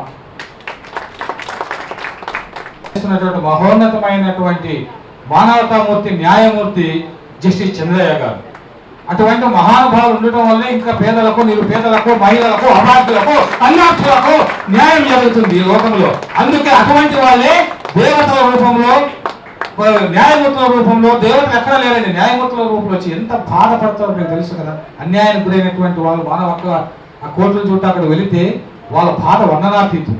ఇది సమాజమైనా, మనుషులైనా అంత ఘోరమైనటువంటి దుస్థితికి తెచ్చినటువంటి సాటి మనుషులు స్వార్థంతో. కాబట్టి అటువంటి దుర్మార్గులు ఉన్నటువంటి సమాజంలో మంచి మానవత్వం, ప్రేమతత్వం, సేవాతత్వం, కవిత్వ తత్వం కలబోసుకున్నటువంటి జస్టిస్ చంద్రయ్య గారు అద్భుతమైనటువంటి సందేశం ఇచ్చినందుకు మీ అందరి తరఫున నేను ఆయనకు ధన్యవాదాలు తెలియజేస్తూ, ఇక మిగిలినటువంటి వేదిక మీద ఉన్నటువంటి ఆల్రెడీ పాటలు రాస్తున్నారు. ఆయన బిజీగా ఉండడం వల్ల కొంచెం లేట్ చేస్తున్నారు. కాబట్టి ఆయన కూడా త్వరగా రాయమని కోరుతున్నాం. Thank you. చాలా ఏళ్ళుగా, ఒక 15 ఏళ్ళుగా మా స్నేహం ఉందన్నమాట. అనేక ఛానల్లో మేమిద్దరు కలిసి పనిచేసాము. ఆయన మా కళారంగము, సేవారంగము ఉచితంగా ప్రచారం చేస్తూ ఇంటర్వ్యూలు చేయిస్తున్న చేత ఆయన తమ ఎక్కువగా సందేశం ఇవ్వాల్సింది కోరుతున్నాను. కృష్ణ గారు, అదేవిధంగా తుమ్మపల్లి రామసత్యనారాయణ గారు, మిగతా పెద్దలందరికీ నా నమస్కారాలు తెలియజేసుకుంటూ, ఈ అవకాశం నాకు ఇచ్చినందుకు బిక్కి కృష్ణ గారికి ప్రత్యేక ధన్యవాదాలు తెలియజేసుకుంటూ, మీ అందరికీ కూడా ఇక్కడికి ఇచ్చేసినట్టు మీ అందరికీ కూడా నూతన ఉగాది సంవత్సర శుభాకాంక్షలు తెలియజేస్తూ, ఈ ఉగాది ఈ సంవత్సరంలో మన కష్టాలు, కరోనా కష్టాలు ముఖ్యంగా తొలగిపోవాలని కోరుకుంటూ, మా మెట్రో టీవీకి జస్టిస్ చంద్రయ్య గారిని, జస్టిస్ చంద్రకుమార్ గారిని తీసుకొచ్చి స్టూడియోలో ఇంటర్వ్యూ చేసిన మా బిక్కి కృష్ణ గారికి కూడా ప్రత్యేక ధన్యవాదాలు తెలియజేసుకుంటూ మీ అందరికీ నా నమస్కారం. నా ఆహ్వానాన్ని మన్నించి వచ్చి నాకు ఆయన ఫోటో తీస్తున్నారు అబ్దుల్ రషీద్ గారు. సద్భావన సంఘం ఎంతోమందికి ఆయన సద్భావన సంఘం ద్వారా మాకు ఎంతో ఉపదేశాలు, సందేశాలు అందిస్తూ ఉంటారు. ఆయనకు కూడా అది చేసిన ఆయన కూడా నమస్కారాంజలు. ముఖ్యంగా ఒక నిమిషమైనా కానీ కట్టడి చేసినా కూడా ఒక కట్టడి తెంచుకుని ఒక నిమిషం మాట్లాడుతున్నాను. ఇలా వేదిక మీదకి వచ్చాను అంటే రియల్ ఎస్టేట్ వేదిక మీద చాలా సంవత్సరాలు, ఒక 25-30 సంవత్సరాలు ఉన్నాను. దాంట్లో ఉన్న సంతృప్తి, ఆ డబ్బులు సంపాదించని అన్నారు కదా, ఈ గిడుగు రామమూర్తి ఫౌండేషన్ ద్వారా ఆ సేవా కార్యక్రమాలు నా చేత ఆ ఫౌండేషన్ స్థాపించి, ముఖ్యంగా బిక్కి కృష్ణ గారు ఈ తృప్తి ఈ 6 సంవత్సరాల్లో నేను నా కుటుంబం కూడా చాలా సంవత్సరాలుగా పొందని సందేశము, తృప్తి ఈ సేవా కార్యక్రమాల వల్ల పొందామని చెప్పచ్చు. మా పిల్లలు కూడా ఇక్కడ వచ్చారు. ఇందాక చిరంజీవి భారత్ పాడాడు, బిక్కి కృష్ణ గారు రాసిన పాట. అలాగే ఎన్నో సేవా కార్యక్రమాలు నా పిల్లలు కూడా నన్ను ప్రోత్సహించి చేస్తున్నారు. సభాముఖంగా వాళ్ళకు కూడా ఆశీస్సులు చెప్తూ మీ అందరికీ కూడా ఇంకా ఎన్నో మంచి కవితలు చేయాలని, అలాగే మొన్న ఈ 21 రాష్ట్రాల గురించి ప్రపంచ దేశాల దీంట్లో దీంట్లో కూడా ఆయన కూడా నాకు ఒక దేశం నుంచి అవకాశం కల్పించారు. దాంట్లో కూడా నేను మాట్లాడడం జరిగింది. సభాముఖంగా ఆయనకి ఈ సభలో కృతజ్ఞతలు చెప్తూ సెలవు తీసుకుంటాను. తెలియజేసుకున్నాను సార్. ఈరోజు అదేవిధంగా వేదికను అలంకరించినటువంటి నా అక్క చెల్లెలు, అన్నదమ్ములు ప్రతి ఒక్కరికి కూడా నా నమస్కారాలు తెలియజేసుకుంటున్నాను. నాకు ఎప్పుడు ఒక ఆవేదన ఉంటుంది మనసులో, ఈ దేశానికి మనం ఏదో ఒకటి చేయాలి, మనం పుట్టిన గడ్డకి మనం ఏదో ఒకటి చేయాలి, ఒక తపన, ఒక ఆవేదన ఎప్పుడు నన్ను కదిలింపజేస్తూ ఉంటుంది. నేను ఏ విధంగా ఉపయోగపడగలుగుతానని. ఆ యొక్క కోణమే నన్ను రాజకీయంలో ఒక వినూత్న మార్పు తీసుకుని ఒక అడుగు వేయడానికి జనసేన పార్టీ పవన్ కళ్యాణ్ గారు ఒక సామాన్య మహిళకి ఇచ్చినటువంటి అరుదైన బిరుదు, ఒక వీర మహిళా విభాగంలో నాకు ఆయన ప్రధాన కార్యదర్శిగా ఇవ్వడం, నేను దానికి ఎప్పుడు ఆయనకి కృతజ్ఞతగానే ఉంటాను. ఈరోజు ముఖ్యంగా 2 విషయాలు. మొదటిగా కవి సమ్మేళనం, రెండవది మదర్ తెరీసా జాతీయ మహిళా రత్న పురస్కారాలు. ఈ 2 కార్యక్రమాలని ఒక వేదిక మీద కలుపుకొని మనం ఈరోజు చేసుకోవడానికి ఈరోజు ఈ కార్యక్రమం చేస్తున్నాం. నేను రెండింటి గురించి ఒక చిన్న మాటగా చెప్తాను, ఒక 2 విషయాలలో. మొదటిగా నాకు తెలిసి కవి అంటే కదిలింపజేసేవాడు. తన ఆలోచనని అక్షరంగా మార్చి ఒక వ్యక్తి తాలూకు యొక్క ఆలోచనని దేశ భవిష్యత్తు ముందుకి నడిపించగలిగేవాడే కవి నాకు తెలిసి. అదేవిధంగా మనం ఎన్నో చదువుతూ ఉంటాం, ఎంతో మంది కవితలు, వారి యొక్క ఆలోచనలు. నాకు తెలిసి నేను బాగా అంటే కొంచెం ఈ యొక్క ఉడుకు నెత్తురు ఏదైతే ఉన్నదో దానిలో నడిపించే క్రమంలో శ్రీశ్రీ గారి మహాప్రస్థానం కానివ్వండి, మరో ప్రపంచం కానివ్వండి, అదేవిధంగా నన్ను ఎక్కువగా కదిలింపజేసేది గుంటూరు శేషేంద్ర శర్మ గారి యొక్క స్లోగన్స్. వారు చెప్పిన దానిలో ఒక మాట, కలలు కను కలలు కను కలలు కను, నీ కలలను తొక్కుతూ నడిచే కాళ్ళని ఖండించే వరకు కలలు కను కలలు కను కలలు కను అని చెప్పి వారు ఎప్పుడు చెప్తారు. అంటే నీ యొక్క కళని ముందుకు నడిపించడం కోసం ఏది కూడా నీకు అడ్డంకు కాకూడదు. ఆ రోజునే నీ కళని సాకారం చేసుకోవడానికి నువ్వు ముందుకు కదిలిన రోజునే ఈ దేశానికి, నువ్వు పుట్టిన గడ్డకి, ఈ యొక్క నేలకి నువ్వు రుణం తీర్చుకున్న వాడు అవుతావు అనే ఒక చిన్న మాటలు వారు చెప్పారు. అదేవిధంగా బాలగంగాధర తిలక్ గారు ఒక మాట చెప్పారు, కలం గొప్పదా కత్తి గొప్పదా అని. ఆ విషయానికి వస్తే కలం ఎంత గొప్పదంటే ఆ రోజున ఒక ఏదైతే స్వాతంత్ర సమరయోధ సమయంలో ఎన్నో కళాత్మకమైన, అంటే మన యొక్క నాయకులు ఎవరైతే మనల్ని ఆ రోజు ఆ యొక్క బ్రిటిష్ వారి నుంచి కాపాడటం కోసం చెప్పుకోకు అంటూ సమాజానికి ఒక వ్యక్తిత్వాన్ని నేర్పించేటువంటి కవిత్వాన్ని రాసినటువంటి విక్కీ కృష్ణ గారి లాగా కవిత్వాన్ని రాయాలి అనుకునేటువంటి కవులు అందరూ కూడా నేర్చుకోవాల్సింది ఏంటంటే, ఇందాక జస్టిస్ చంద్రయ్య గారు చెప్పారు, మనుషుల్ని చూసి స్పందించటం, యథార్థులను చూసి స్పందించి హృదయులై పదాలని అక్షరాల ఆత్మలని తెలుసుకొని సందర్భానికి సరైనటువంటి భాషని ఉపయోగించుకొని భావాలని వ్యక్తీకరించగలగడం ఒకటి. రెండవది, స్త్రీ అంటేనే ఆలన పాలన లాలన తెలిసినటువంటి వ్యక్తి. అలాంటి లాలనతో యథార్థులను పాలించి ఆలించినటువంటి మదర్ తెరీసా పేరుతోటి ట్రస్ట్ పెట్టి ఎంత సేవ చేస్తున్నటువంటి అశోక్ కుమార్ గారికి శుభాకాంక్షలు చెప్తూ ఉన్నాను నేను. ధన్యవాదాలు కూడాను. ఈ ప్లవనామ సంవత్సరము విప్లవాత్మకమైన, అనూహ్యమైన, అపురూపమైనటువంటి మార్పులు తేవాలని, ఆనంద ఆహ్లాదాలను మనకి ఇవ్వాలని, జీవితాలను మనసులను రసప్లావితం చేయాలని మీ అందరికీ ఉగాది శుభాకాంక్షలను తెలియజేస్తున్నాను. తోనే ప్రారంభమవుతున్నందుకు సంతోషిస్తున్నాను. ముందు బాధ్యతతో మరింతగా మిమ్మల్ని అందరినీ కూడా కవులుగా చూసే బాధ్యత నాకు వస్తుందని అభిలషిస్తున్నాను. ముఖ్యంగా కళారత్న బిజీ కృష్ణ సార్ గురించి చెప్పాలి. మొదట ఆయన నాకు గురువు, కవికుల గురువు కాళిదాస్ ఎలాగో నా కవిత్వానికి కలం గురువు బిజీ సార్ గారు. దాదాపు 4 సంవత్సరాలుగా ఆయన నా కవిత్వాన్ని శోధించారు. తద్వారా ఆయన ఫౌండేషన్ పెట్టాలమ్మా అని నాకు సలహా ఇవ్వడంతో ఈ ఫౌండేషన్ స్థాపించబడింది. కవులను, కళాకారులను ప్రోత్సహించడం ఈ ఫౌండేషన్ యొక్క లక్ష్యం. ఇంకా చెప్పాలంటే బికి కృష్ణ గారు నా గురువుగా ఉన్నారు. ఇంతకుముందు వరకు నేను అతనితోటి మరి అవార్డులు మాత్రమే తీసుకున్నాను. ఇప్పుడు సమాన స్థాయిలో వేదిక మీద కూర్చున్నందుకు చాలా గర్వంగా ఉంది. చెప్పలేదండి. గురువు గారిని మించిన శిష్యుడు కాకపోయినా కానీ గురువుతో సమాన స్థాయిలో ఉన్న శిష్యురాలుగా ఉండాలని అభిలషిస్తున్నాను.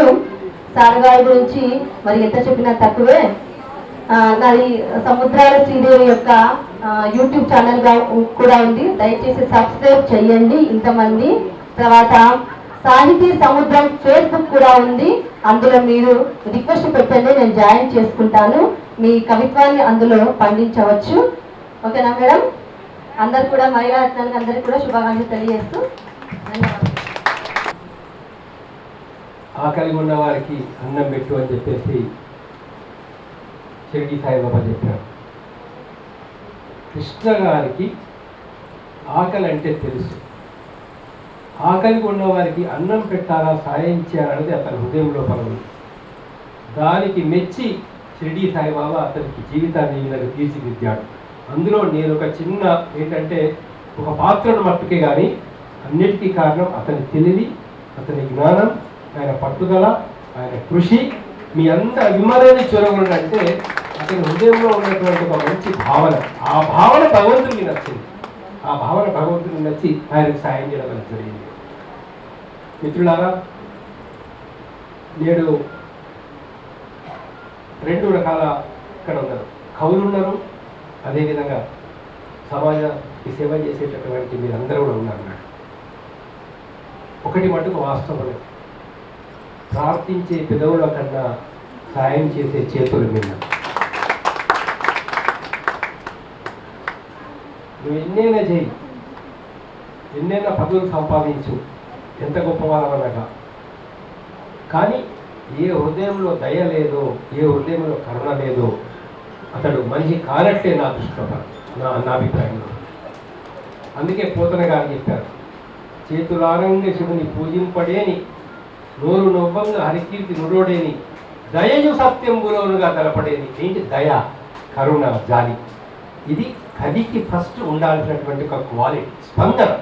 ఆ స్పందన ఏ హృదయంలో ఉంటుందో, ఆ రోజు మనకు రామాయణం రాసినటువంటి వాల్మీకి కావచ్చు, ప్రపంచంలో అత్యంత ఉత్తమమైనటువంటి సాహిత్యాన్ని మనకు అందించినటువంటి వాళ్ళందరూ కూడా కావచ్చు, వాళ్ళందరికీ హృదయ స్పందననే కవిత్వం కనుక.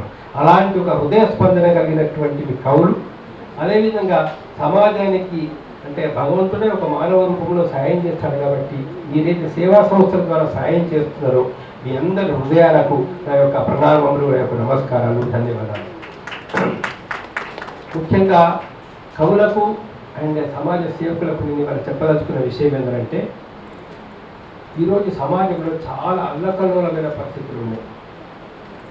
ఎంతటి అల్లకల్లోలమైన పరిస్థితులు ఉన్నాయంటే చాలా హృదయ విదారకంగా 10th క్లాస్ చదివే పిల్లడు ఆత్మహత్య చేసుకుంటాడు.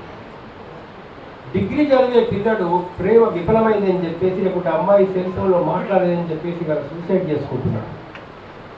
మరి నేడు ఎన్నో సమస్యలు, ఇలాంటి సమస్యలకు ఏంటంటే మేము మన అనుభవంలో, కృష్ణ గారికి కూడా అనుభవం ఉంది, అందరికి అనుభవంలో, ఏ సమస్య అయినా తాత్కాలికమే. ఏ సమస్య ఎప్పటికీ ఉండేది కాదు. తలనొప్పి కావచ్చు, కడుపు నొప్పి కావచ్చు, అప్పులు కావచ్చు, ఆర్థిక ఇబ్బందులు కావచ్చు, అనేక ఏదైనా కానీ ఇది తాత్కాలికమే. ఇది తాత్కాలికం అనేటటువంటి దాన్ని యువతకు చెబుతూ, విద్యార్థులకు చెబుతూ మీరు కష్టాలకు కుంగిపోవద్దు, కష్టాలకు కుంగిపోవద్దు, బాధలకు లొంగిపోవద్దు, పిరికి వాళ్ళ ఆత్మహత్యలు చేసుకోవద్దు అని సందేశం ఇచ్చే సాహిత్యం రావాల్సినటువంటి అవసరం ఉంది వాళ్ళ సమాజంలో. రెండవది ఏంటంటే చాలా బాధ అప్పుడప్పుడు కలుగుతున్నారు. అది అసలు ఎట్లా జోక్గా చెప్పాలో మరి ఎట్లా చెప్పాలో అర్థమవుతలేదు. ఇవాళ రేపు వివాహ సంబంధాలు ఎట్లా ఉన్నాయంటే మా ఒక డాక్టర్ మిత్రుడు చెప్తున్నాడు అన్నమాట. ఏంటంటే ఇద్దరు software engineer, suppose software engineer Dilsukh నగర్లో ఉండి ఆయన ఇక్కడ నుంచి బయలుదేరి హైటెక్ సిటీ ఆఫీస్కి వెళ్ళాడు అనుకోండి. పోయిన తర్వాత అక్కడ ఆయన ఉద్యోగం పోయింది అనుకోండి. ఉద్యోగం పోయిన తర్వాత నా ఉద్యోగం పోయింది అని ఆయన ఇంటికి కనుక ఫోన్ చేసి చెప్తే, అక్కడ నుంచి హైటెక్ సిటీ నుంచి దిల్సుఖ్ నగర్ వచ్చేసరికట ఇంట్లో భార్య ఉండదట. అంటే ఎట్లా ఉంది పరిస్థితి, ఎలా ఉంది పరిస్థితి అంటే ఇక్కడ భార్య అంటే ఒక స్త్రీని తక్కువ చేయడం, స్త్రీ కావచ్చు పురుషుడు కావచ్చు. అదేవిధంగా అప్పుడు అమ్మాయికి ఆస్తి వస్తుంది, 1 కోటి రూపాయల ఆస్తి ఉంది అనేటటువంటి సంబంధం చేసుకున్న తర్వాత అమ్మాయికి ఆస్తి రాలేదనుకోండి, ఈ అబ్బాయి కూడా వెళ్ళిపోయే పరిస్థితి, ఎక్కడ పోతారో తెలియదు పరిస్థితి. అందుకని ఏంటంటే ఇలాంటి ఒక సమస్యలు సమాజంలో కుటుంబాలని విచ్ఛిన్నం చేసేటటువంటి అనుమానాలు, కుటుంబాలను విచ్ఛిన్నం చేసేటటువంటి ఒక మానసిక స్థితి అయితే సమాజంలో కొనసాగుతున్నారో దాన్ని ఎలా పోగొట్టాలి, నిజమైన ప్రేమను భార్యాభర్తల మధ్య ఎలా తీసుకొని రావాలా, పిల్లల పట్ల నిజమైన బాధ్యతను మనం ఎలా కలగజేయాలి, పిల్లలకు సమాజంలో ఒక మంచి వెలుగును ఎలా తీసుకొని రావాలా అని. అంటే ఇద్దరు సాఫ్ట్వేర్ ఇంజనీర్స్ ఉంటారు, మీరు గమనించండి, ఇద్దరు మంచి ఆఫీసర్స్ ఉంటారు. లక్ష రూపాయల జీతం, అబ్బాయికి 1,00,000 రూపాయల జీతం, అమ్మాయికి 1,00,000 రూపాయల జీతం. కానీ ఒక్కరోజు ఆనందంగా ఉండరు, ఒక్కరోజు సంతోషంగా ఉండరు, ప్రతిరోజు ఏదో గొడవ పడుతూ ఉంటారు. అంటే ఎటువంటి పరిస్థితిలో మనం ఉన్నాం. ఇక్కడ మన మీద ఒక గురుతరమైనటువంటి బాధ్యత ఉన్నట్లు కవుల మీద, కళాకారుల మీద. అందుకని ఏంటంటే మీరు రాసేటటువంటి కవిత్వం మనం చెప్పేటటువంటి ఒక సందేశాత్మకంగా ఉండాలి. అదేంటంటే కళ్ళు తెరిపించే విధంగా ఉండాలి, కన్నీళ్లు తెప్పించేటటువంటి విధంగా ఉండాలి, మనుషుల్ని కదిలించేటట్లు ఉండాలా, వాళ్ళలో మార్పు తీసుకొచ్చేటట్లు ఉండాలా, వాళ్ళకు ఉత్సాహం కలిగించే విధంగా ఉండాలి, ఒక రకంగా మంచి కోసం ఉద్రేకం కలిగించేటటువంటి విధంగా ఉండాలి. అదేవిధంగా ఏదో మానవత్వాన్ని పెంచే విధంగా ఉండాలి, ఒక మార్గం చూపించేటటువంటి విధంగా, మంచితనాన్ని పెంచే విధంగా ఉండాలి, మమతను సమతను పెంచేటటువంటి విధంగా ఉండాలి. అలాంటి ఒక సాహిత్యాన్ని మనం తీసుకురావాల్సిన అవసరం ఉంది. దానికోసం మీరు సాహిత్యం రంగంలో ఉన్నటువంటి కవులు, కళాకారులు కావచ్చు, సమాజ సేవ చేస్తున్నటువంటి వారు కావచ్చు, ఈ భావాన్ని మనం పెంపొందించాల్సినటువంటి అవసరం ఉంది. ఈ భావాన్ని మనం పెంపొందించకుండా మనం ఎన్ని రాసినా, ఇవాళ ఏంటంటే 100 పుస్తకాలు రాయొచ్చు ఒక ఆయన, 1000 పుస్తకాలు రావచ్చు ఒక ఆయన. అంటే మనకేంటంటే గంగి యోగు పాలు గరిటెడైన చాలా అన్నట్లు ఒక్క పుస్తకం రాయండి, చిరకాలం నిలిచిపోవాలా. ఒక్క 4 కవితలు రాయండి, ఎప్పటికీ పాడుకోవాలి. ఇప్పటికీ చూడండి కొన్ని పాటలు మనం 50 ఏళ్ల కింద రాసినటువంటి పాటల్ని, 100 సంవత్సరాల క్రితం రాసినటువంటి నవలల్ని ఇప్పటికీ మనం చదువుతాం. ఎందుకు చదువుతున్నాం? రామాయణం ఇప్పటిది కాదు, అప్పటిది కాదు. అలాంటప్పుడు ఏంటంటే మేము చిన్నప్పుడు గ్రామాలలో ఉన్నప్పుడు నాటకాలు వెళ్ళి చూసేవాళ్ళం. నాటకాలు ఇక్కడ వేస్తూ ఉంటే ఇక్కడ ప్రేక్షకులు ఏడ్చేవాళ్ళు. మీకు బహుశా కొంతమందికి అనుభవం ఉందో అనుభవం లేదు నాకు తెలియదు. అంటే అటువంటి యొక్క నాటకాలు, అటువంటి డైలాగ్స్, అటువంటి సీన్స్, మరి ఇంత సినిమా సెట్టింగ్స్ ఉండే ఏముండే అక్కడ. కానీ సత్యహరిచంద్ర నాటకం కావచ్చు, సత్య అనసూయ నాటకం కావచ్చు, ఇదే మరొకటి కావచ్చు, సాంఘిక నాటకాలు కావచ్చు, చాలా అద్భుతంగా ఉండేటటువంటిది. అట్లా ఏంటంటే మనకు ఇవాళ సమాజం లోపల ఒక మార్పు. గురుజాల రాశారు కన్యాశుల్కం. ఏంటి ఒక స్త్రీకున్న బాధ ఏంటి? అప్పుడే పెళ్లి చేసుకున్నటువంటి ఒక 18 సంవత్సరాల అమ్మాయికి భర్త చనిపోతే ఆమె జీవితం ఎట్లా ఉంటుంది, ఎలాంటి సమస్యలు ఆమె ఎదుర్కొంటుంది, అలాంటి వాళ్ళకు పునర్వివాహం చేయాల్సినటువంటి అవసరం ఏ విధంగా ఉంది. ఇలాంటి యొక్క సమాజంలో ఏవైతే మనకు కళ్ళకు కనబడుతున్నాయో బాధలు, కష్టాలు, కన్నీళ్లు, ఆవేదనలు, దుఃఖం, దాన్ని పోగొట్టడానికి మనం చేయాల్సినటువంటి కృషి ఏంటిది, కర్తవ్యం ఏంటిది అనే దాన్ని చాలా అవసరం. నేడు ఒక మార్పు ఆ రోజు శ్రీశ్రీ చెప్పిండొచ్చు, మహాప్రస్థానంలో రాసిండొచ్చు, ఏదైతుందో గోర మనకు రావచ్చు, మార్క్సింగ్ ఊరికి రాసినటువంటి అమ్మానవర కావచ్చు, మాలపల్లి కావచ్చు, మా భూమి కావచ్చు, జాషువా కవిత్వం కావచ్చు, లేదా ఇప్పుడు సినిమా రంగంలో సత్యనారాయణ గారు ఉన్నారు ఇక్కడ. నేను చెప్పేది ఏంటంటే కొన్ని సినిమాలు మనకు కదిలిస్తాయి. మేము ఎప్పుడో చూసిన మనుషులు మారాలి సినిమా చూస్తే ఇప్పటికీ మాకేంటంటే ఆ సినిమా మాకు గుర్తుకొస్తుంది. కొన్ని సినిమాలు అట్లా ఏంటంటే ఒక అది రుద్రవీణ కావచ్చు, బొంబాయి సినిమా కావచ్చు, అల్లూరి సీతారామరాజు కావచ్చు, లేదా ఒక చక్కటి సినిమా, ఒక చక్కటి పాత్రల్ని మనం క్రియేట్ చేయడం, ఒక ఆదర్శవంతమైనటువంటి పాత్రల్ని మనం క్రియేట్ చేయడం. కానీ రామాయణం ఎందుకు చెప్పుకుంటున్నాం మనం? ఇంతవరకు కూడా మీరు నమ్మినా నమ్మకపోయినా గల కోట్లాది మంది రామాయణాన్ని యాక్సెప్ట్ చేస్తున్నారు. ఎందుకు? అక్కడ చూడండి, ఒక సీతమ్మ తల్లి గురించి మనం చూసుకున్నట్లయితే పిల్లార్తి రాజు కావాలి రాముడు. అటువంటి వ్యక్తి కొన్ని కారణాల వల్ల అడవులకు వెళ్ళాల్సి వస్తున్నది. ఈమె రాకుమార్తె, జనకరాజు కూతురు, దశరథ మహారాజు కోడలు, అన్నీ ఉన్నాయి. అడవికి వెళ్ళాల్సిన అవసరం లేదు, కష్టపడాల్సిన అవసరం లేదు, కందమూలాలు తినాల్సిన అవసరం లేదు. కానీ మన భర్త కష్టంలో ఉన్నప్పుడు ఏ విధంగా ఉండాలి? మరి మన భార్య కష్టంలో ఉంది, భార్యను రాముడు ఎత్తుకపోయినాడు, మరి రాముడు ఏం చేస్తాడు? పోతే పోయింది, నేను ఇంకో పెళ్లి చేసుకుంటాను లేదు అది చెప్తున్నా. దానిలో అంటే ఎలా ఉండాలి? ఒక భర్త ఎలా ఉండాలా, ఒక భార్య ఎలా ఉండాలా, ఒక తమ్ముడు ఎలా ఉండాలా, ఒక అన్న ఎలా ఉండాలా, ఒక మాట మీద మనిషి ఎందుకు నిలబడాలా, నిలబడితే ఏమవుతుంది, నిలబడకపోతే ఏమవుతుంది? మరి భారతంలో ఉంటుంది, రామాయణంలో ఉంటుంది, అన్ని కథలు తెలుస్తుంది. పెద్దల మాట వింటే ఎట్లా, పెద్దల మాట వినకపోతే ఎట్లా, ఇట్లా అనేక రకాలైనటువంటి ఒక సమస్యల లోపల మీరు రాసేటటువంటి ఒక కవిత, మీరు రాసేటటువంటి నవలలు, మీరు రాసేటటువంటి కథలు, మీరు చెప్పబోయే సాహిత్యం, మీరు కృష్ణ గారు కూడా అదే రిక్వెస్ట్ నేను చేస్తున్నా, ఎలా ఉండాలంటే 100 years తర్వాత కూడా ఇది బికే కృష్ణ పుస్తకం అని చెప్పి సమాజం చెప్పుకోవాలి. అది నేను సంతోషం. 100 సంవత్సరాలు ఇది వాసిరెడ్డి గారి యొక్క కవిత పుస్తకం అని చెప్పేసి అటువంటి పుస్తకాలు రాయండి. చెత్త పుస్తకాలు 100 రాసే బదులు ఒక మంచి పుస్తకం రాయండి. ఒకటే ఒక మంచి పుస్తకం, 2 మంచి పుస్తకాలు. కదిలించాల హృదయాన్ని, కన్నీళ్లు తెప్పించాల మంచిది, ఉద్రేకం కలిగించాల మంచిది. ఎన్ని రసాలు ఉన్నాయో సమాజంలో అన్ని రసాలు అందులోపల మీకు కనబడాలి. అలాంటి ఒక మంచి సాహిత్యాన్ని, గొప్ప సాహిత్యాన్ని మీరు తీసుకొని రావాల్సిన అవసరం ఉంది. మనిషి జీవితం లోపల ఈరోజు చాలామంది మహిళలు ఉన్నారు ఇక్కడ. మదర్ తెరీసా పేరు మీద కార్యక్రమాలు చేస్తూ ఉన్నాం. ఇవాళ నేను చిన్నప్పుడు చంద్రయ్య గారికి కూడా తెలుసు, మా మిత్రులాగా గ్రామాలకు వెళ్ళేవాళ్ళం. ఒక నిమిషం కృష్ణ గారు దయచేసి క్షమించారు, ఒక 2 నిమిషాలు. గ్రామాలకు వెళ్ళేవాళ్ళం. రాత్రి 12:30, 1 గంటకు నేను ఇంటికి వచ్చేవాడిని. ఒక్కొక్కసారి నా వెంట 10 మంది వచ్చేవాళ్ళు. మా ఇంట్లో లైట్ వెలుగుతూ ఉండేది. ఇంటి తలుపులు మూసుండేటి కాదు. గడప దగ్గర అమ్మ కూర్చొని ఉండేది. రాత్రి 1 గంట టైంలో కూడా అమ్మ నా కోసం అక్కడ కూర్చొని ఉండేది. నేను రాగానే తను, బాబు ఎంతమంది ఉన్నారు? 7, 8 మందా, 10 మందా? 10 మందికి కూడా ఒక అరగంట లోపల అన్నం తయారు చేసామని పెట్టారు.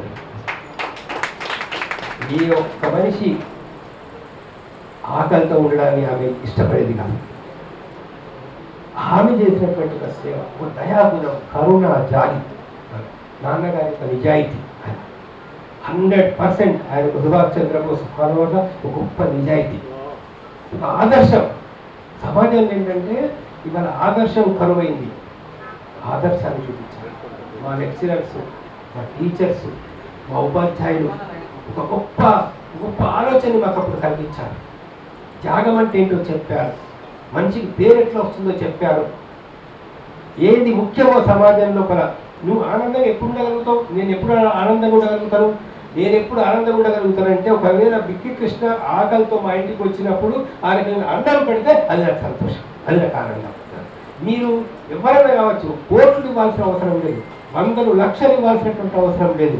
మనకున్న దాంట్లో, మీకు చేతనైన దాంట్లో మీరు ఏ చిన్న సహాయం చేయగలిగినా, ఏ జీవికి సహాయం చేయగలిగినా, ఏ ప్రాణికి సహాయం చేయగలిగినా, ఎవరికి మీరు తోడ్పడగలిగినా మీ జీవితం ధన్యమవుతుంది, మీ హృదయానికి సంతోషం కలుగుతుంది, అక్కడ భగవంతుడు సంతోషిస్తాడు. మరి ఇటువంటి ఒక గొప్ప అవకాశాన్ని నాకు ఇచ్చినందుకు కృష్ణ గారికి, మీ అందరికీ కూడా నేను ధన్యవాదాలు తెలుపుతూ, ఒక మంచి సాహిత్యాన్ని తప్పనిసరిగా సృష్టించాలని, తీసుకురావాలని చెప్పేసి ఆశిస్తూ, కోరుతూ ధన్యవాదాలు. సంతోషమే కాదను, కానీ ఈ అభినందన పొందడానికి ముందు ఒక ఊళ్ళో ఈరోజు మదర్ తెరీసా అమ్మ ముఖ్యం కదా, నన్ను కన్నా నా తల్లి ముఖ్యం కదా, తల్లిని తలుచుకోవాలి కదా. 10 మంది పిల్లల్ని పదే కనలేక మా అమ్మ 11వ పిండంగా తన గర్భంలోనే నన్ను అంతం చేయాలని ఆకుపసరులు తాగిందట. ఇది వాస్తవం. ఆహా, ఆ ఆకుల పసరులే నాలో కవిత్వపు రస జరువుగా మారి నేను కవినై కావ్యమైపోయాను. ఓహో, కవిత్వం మృత్యుంజయ మంత్రం, కవిత్వం మృత్యుంజయ మంత్రం. మా అమ్మ తాగింది. 10 మంది, మా నాన్న వద్దులే 10 మంది కన్నా ఇంకొకరు కన్ను అని అంటే వినలేదు, మొండిది నాలాగే. ఒక డాక్టర్ దగ్గర తీసుకెళ్ళారు. నా అదృష్టం కొద్ది ఆ రోజు డాక్టర్ లేడు. ఎందుకంటే గట్టిపిండాం కదా ఇది ఇంతమంది. ఎందుకు చెప్తున్నా అంటే, తల్లి ఆ మదర్ సంస్థ తరపున అశోక్ నా తమ్ముడు, మళ్ళీ నాతో పాటు ఒక స్టింగర్గా పనిచేసినటువంటి వ్యక్తి. అక్కడ నుంచి నేను ఇంకొక విషయం చెప్పాలి. జస్టిస్ చంద్రకుమార్ గారు, ఇది జీవితం నుంచి చెప్తున్నా. నా జీవిత లక్ష్యం ఏమి తెలుసా? ఒకప్పుడు తెల్లని మాకు బలవంతంగా పట్టుకుపోయాడు ఒక టీచర్. సార్ నన్ను వదిలేయండి సార్, స్వేచ్ఛగా పక్షిలాగానో ఏదో ఒక జింకలాగానో అడవిలోకి వెళ్తాను, మేము చదువుకోలేము, మమ్మల్ని ఎందుకు హింసిస్తావు? ఒక బలవంతంగా హింసించినామంటే నేను బాగా చదివి ఎస్ఐ అయ్యి నేను ఎప్పుడో ఎన్కౌంటర్ చేస్తాననేవాడిని అనమాట. లోపల అనుకునేవాడిని, కానీ బయటకు అనేవాడిని కాదు. బలవంతంగా తీసుకుపోయేవాడు. చాలా అద్భుతాలు జరిగాయి నా జీవితంలో. బలవంతంగా తీసుకుపోయి ఆయన ఇంట్లోనే పెట్టుకొని ఆయనే వీడు చాలా గొప్పవాడవుతాడని ఆయన కొడుకుతో పాటు నాగుపట్టులు పెట్టి 10వ తరగతి వరకు ఆయన చదివించాడండి. మద్దులేటి ఆయన పేరు. ఎంత గొప్ప టీచర్ అండి ఆయన చదివించి. తర్వాత ఇట్లా 10వ తరగతి చదువుకున్నాను. ఇంటర్మీడియట్కి వచ్చాను. ఇంటర్మీడియట్కి వచ్చి ఊరికే కాలేజీ మెట్లెక్కి వెళ్ళిపోవాలనుకున్నాను. ఇవన్నీ కథలుగా రాశాను, మీరు చూడవచ్చు నా సాహిత్యాన్ని. వెళ్ళిపోవాలనుకుంటున్న ఒక లారీ డ్రైవర్, ఏంటి బాబు ఎందుకు ఏడ్చుకుంటూ వెళ్ళిపోతాం ఎందుకు అంటే మిత్రులతో చదువుకోవడానికి డబ్బులు లేవన్నా అన్నాను. నేను నా ఇంట్లో పెట్టుకొని చదివిస్తానని చెప్పేసి ఆ లారీ డ్రైవర్ నన్ను 2 సంవత్సరాలు చదివించాడు. ఆ తర్వాత 3 సంవత్సరాలు మరి ఎలా చేయాలి, కాలేజీకి వెళ్ళలేకపోయేవాడిని. అందువల్ల ఒక మఠంలో హఠయోగ కూర్చొని మొత్తం అంతా పట్టేవాడిని అనమాట. చివరకు మా అమ్మ ఫీజు కట్టడానికి డబ్బులు లేకపోతే మా అమ్మ పుస్తకాలు అమ్మి ఫీజు కట్టడానికి ఇస్తే అక్కడ వెళ్ళి మా అమ్మని తలుసుకొని ఈరోజు కూడా రికార్డు చూసుకోవచ్చు. రాయదుర్గం డిగ్రీ కాలేజీలో 42 మంది రాస్తే అందులో నేను ఒక్కనే పాస్ అయ్యాను. ఆ తర్వాత నిరుద్యోగం ఏం చేయాలంటే అప్పుడు శబ్దరత్నాకరాన్ని పట్టేసి 6 నెలలు ఇంట్లో ఊరుకోలేను కదా, పట్టేసి కవిత్వం రాస్తే ఒక మిత్రుడు పిలుచుకోపోయి ఆర్డిట్ ఫాదర్ ఫెర్రర్ అని ఫ్రాన్స్ నుంచి వచ్చాడు. ఆయన ఈజీ పోయేట్ అన్నాడు. పోయేట్ ఒక పోయం చెప్పు అన్నాడు. అప్పుడు ఒక పోయం చెప్తే నాకు ఉద్యోగం ఇచ్చారు 250 రూపాయలు. ఆ ఉద్యోగంకి వెళ్ళినాడు. ఆ రాత్రి కప్పుకోవడానికి నాకు రగ్గులేదు. కాబట్టి ఏం చేయాలని ఊళ్ళో వాళ్ళంతా పడుకున్న తర్వాత ఆంజనేయ స్వామి టెంపుల్ దగ్గర అడ్డుపంచి కప్పుకొని ఏంటి ఈ ప్రపంచం, ఏంటి దౌర్భాగ్యం అని అప్పుడే ఆలోచించి 600 పాటలు రాశాను. ఆ పాటలే తర్వాత సినిమాలో వచ్చాయి. అక్కడ భయపడలేదు. ఆ తర్వాత నేను పెళ్లి చేసుకోవాలి, కట్నం తీసుకోవాలి. కట్నం ఇవ్వలేక వరదను కొనలేక వయసు పెరిగి సొగసు తరిగి మనసు విరిగి కలలు కరిగి ప్రేమ లేక పెళ్లి గాక చావలేక బ్రతకలేక చస్తూ బ్రతికే కన్యలకు భయం బ్రతుకు భయం భవిత కొందరికి అయోమయం అని కవిత్వం రాసి ఆ కవిత్వం రాసి అంటే నన్ను చేసుకుని పోయి పిల్లాం వీడెవడో కవి నేను చేసుకున్నామని సంతోషపడిపోయి కట్నం తీసుకోరు కదా అని కట్నం తీసుకోకపోతే నేను చేసుకుంటాను అన్నాను. నిజంగా కట్నం ఏం తీసుకోలేదు, చేసుకున్నాను. కానీ తర్వాత తనకు తెలిసింది కవి ఎంత కష్టమో అని, కవిని భరించడం ఎంత కష్టమో అని. కాబట్టి నాకు దేవుడు కూడా మంచి భార్యని ఇచ్చాడు. ఆ తర్వాత అప్పుడు రాశారండి. అంటే నా ఆశయం ఒకటే అదే చెప్తున్నాను. అప్పుడు ఏమంటే నా లక్ష్యము తెల్లని ఆకాశంలో అరుణబింబంలా తెల్ల జొన్న రొట్టెపై ఎర్రగారము నంజుకొని మల్లె మొగ్గల్లాంటి అన్నపు మెతుకుల కోసం అక్షరాల విత్తుల్ని మెదుడులో నాటుకొని మొక్కగా వృక్షంగా మహావృక్షంగా బాధల గాథల్లో బోధి వృక్షంగా ఎదిగిన రైతు బిడ్డను నేను అని చెప్పారు. నారాయణ రెడ్డి సభలకు నేను అధ్యక్షత వహిస్తూ చెబితే కృష్ణా నీలో ఏం ఫైర్ ఉంది అంటే ఎందుకు చెప్తున్నట్టే ఈ రోజు ఈ దశాబ్దపు మహాకవిగా పేరు పొందానంటే నా జీవితం నా దరిద్రాన్ని దర్జాగా అనుభవించి వచ్చిన మహాకవిని నేను అని చెప్పి వేదిక మీద నేను చాలా కష్టపడి నాకు ఏ పత్రికలో పంపినా ఎవరు వేసుకోరు. ఇదే తిరిగి వచ్చేది మళ్ళీ పంపేది, తిరిగి వచ్చేది కవితలు మళ్ళీ పంపేది. ఇది ప్లాస్టిక్ చివరకు అటువంటి ఎడిటర్లే ఈ రోజు నా మిత్రులయ్యి మీరు ఎందుకు పంపరు అని అడిగే స్థాయికి వచ్చేది. ఎందుకంటే ప్రేరణ కావాలని చెప్తున్న కవులు ఇవన్నీ వెనక ఎలా జరిగినాయంటే స్పందన మన రోజు స్పందించారు. నన్ను కవిని కన్న తల్లి గర్భము ధన్యం అని నన్ను కన్న తల్లిని ఈరోజు మదర్ ట్రస్ట్ కాబట్టి అశోక్ కుమార్ కన్న తల్లి 10 మందిని చేర్చి ఇప్పటికీ కూడా ఎంత పేదరికం అనుభవించినా కదా ఆ జనమునంతా ఏకం చేసి నాలాంటి వాళ్ళు వీటి పెద్దలను ఏర్పాటు చేసిన అతని తల్లి గొప్పది. అదేవిధంగా మీరు కవిత్వం రాస్తున్న మీ తల్లులు గొప్పవాళ్ళు, మీరు సేవ చేస్తున్నారంటే మీ తల్లి గొప్పవాళ్ళు. అటువంటి తల్లిని పుట్టినందుకు మీరు అంతా గర్వపడాలి. ఇటువంటి మహానుభావులు స్పీచ్ విని ఈ రోజు ఆ మదర్ తెరీసా అవార్డు మీరు తీసుకుంటున్నారంటే నిజంగా చెబుతున్నాను మిత్రులారా, సోదరులారా, సోదరీమణులారా, మీరు చాలా అదృష్టవంతులు. అదృష్టం లేకుండా ఇక్కడ రారు. ఇది ఒక్కటి బాగా గుర్తించుకోండి. మీరు అందరినీ అబ్జర్వ్ చేస్తున్నాను ఎంతో ఓపికతో చాలా ఆశ్చర్యంగా కూర్చొని మీరు చాలా మరి ఓపికతో ఇందరు స్పీచ్లు విని మీరు చాలా ఆనందించారని చెప్పేసి నేను ఆశిస్తున్నాను. ఏమన్నా చిన్న పొరపాట్లు ఉంటే కూడా క్షమించండి. మీరు అందరికీ కూడా విప్లవ సంవత్సరంలో మంచి ఈరోజు మంచి వ్యక్తుల చేతుల మీద మహానుభావుల చేతుల జస్టిస్ చంద్రయ్య గారు మానవతామూర్తి సంచలన తీర్పించినటువంటి వ్యక్తి జస్టిస్ చంద్రకుమార్ గారు భారతదేశంలోనే ఎంతో పేరు పొందినటువంటి న్యాయమూర్తి. ఇంకా అదేవిధంగా తుమ్మల వారు ఎంతో మంది కళాకారులు వెలుగులోకి ఇచ్చినటువంటి మహానుభావుడు దైవజ్ఞ శర్మ గారు ఆశీర్వదించేటువంటి వాళ్ళు. ఒక మహిళ ఎన్నో కుటుంబాలను పోషిస్తూ ఉంది కాంతికృష్ణ గారు. అదేవిధంగా రాజా వాసిరెడ్డి మల్లేశ్వర్ గారు ఆమె కష్టపడి సేవ చేస్తుంది. ఈమె సముద్రాల శ్రీదేవి గారు, అదేవిధంగా మా శిరీష గారు, ఆలూరి వీసం, మీరందరికీ కూడా మరొకసారి కృతజ్ఞతలు తెలియజేస్తూ ఇంత ఓపికగా మీరు ఎంతో దూరం నుంచి ఎన్నో కష్టాలు పడి ఎంతో బాధలు పడి పాండమిక్ ఉన్న భయపడకుండా దేవుడు ఉన్నాడు అని మీరు వచ్చినందుకు మీకే తెలుసు ఎంత చక్కగా ఈ కార్యక్రమం అనుకున్న టైంలో నిర్వహించాము. అందరూ సంతోష పెట్టాలనేదే నా కోరిక. అందరూ సంతోషపెట్టారు. ఇది నా గొప్పతనం ఏమి కాదు, అది భగవంతుడు మంచి సారన్నట్టుగా ఎవరు భయపడకుండా ఆయన రైతులు ఆత్మహత్యలు చేసుకోకుండా ఉద్యోగం చేస్తున్నారు.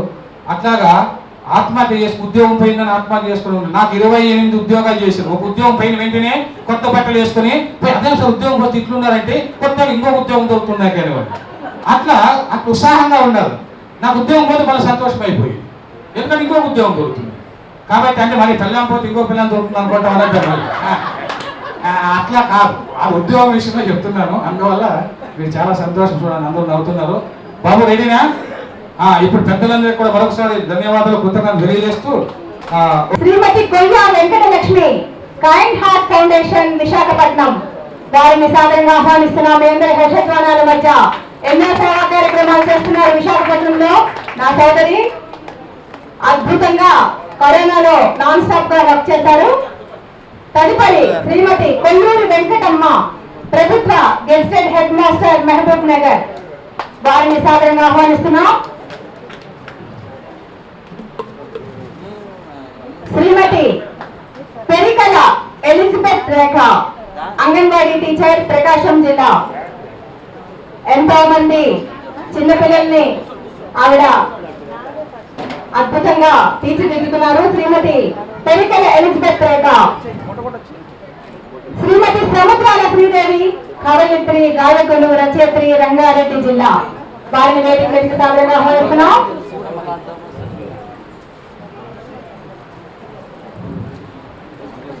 శ్రీమతి కొండగారి హర్షవల్లి నేనేనండి, దయచేసి నా పేరు నేనే చదువుకున్నాను, నేను లాస్ట్ తీసుకుంటాను. శ్రీమతి అనసూయ ఆకాష్ చౌహాన్ హిందీ టీచర్ నిజామాబాద్. శ్రీమతి పార్వతీ సెంగర్ బ్యూటిషియన్ మహిళా రక్తదాత కావలి నెల్లూరు జిల్లా.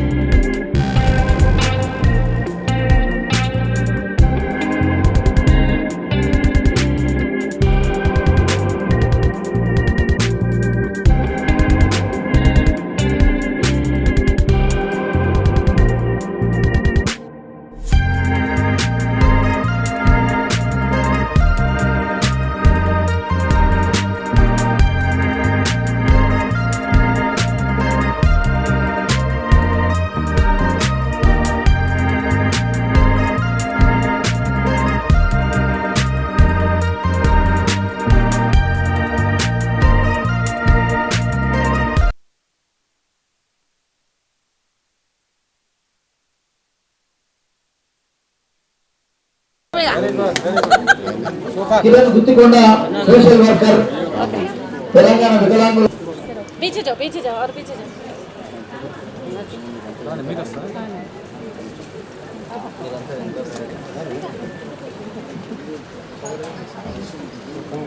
थैंक यू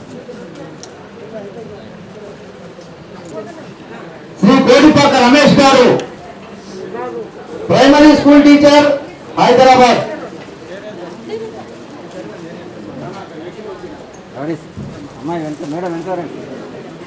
కోడిపాక రమేష్ గారు ప్రైమరీ స్కూల్ టీచర్.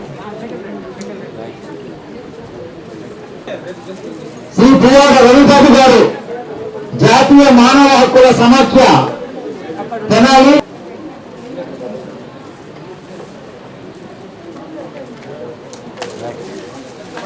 మహిళా విభాగం general secretary Janasena party Lakshmi Sai Sirisha గారు తెలంగాణ రాష్ట్ర జనరల్ సెక్రటరీ మహిళా విభాగం జనసేన పార్టీ. చివరిగా మన కార్యక్రమానికి వచ్చేసిన మంచి విషయాల్ని ప్రబోధించినటువంటి గౌరవనీయులు జస్టిస్ చంద్రయ్య గారిని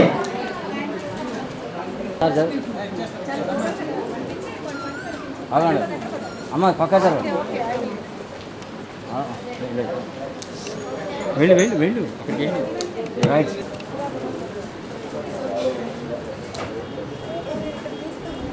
రైట్ థ్యాంక్స్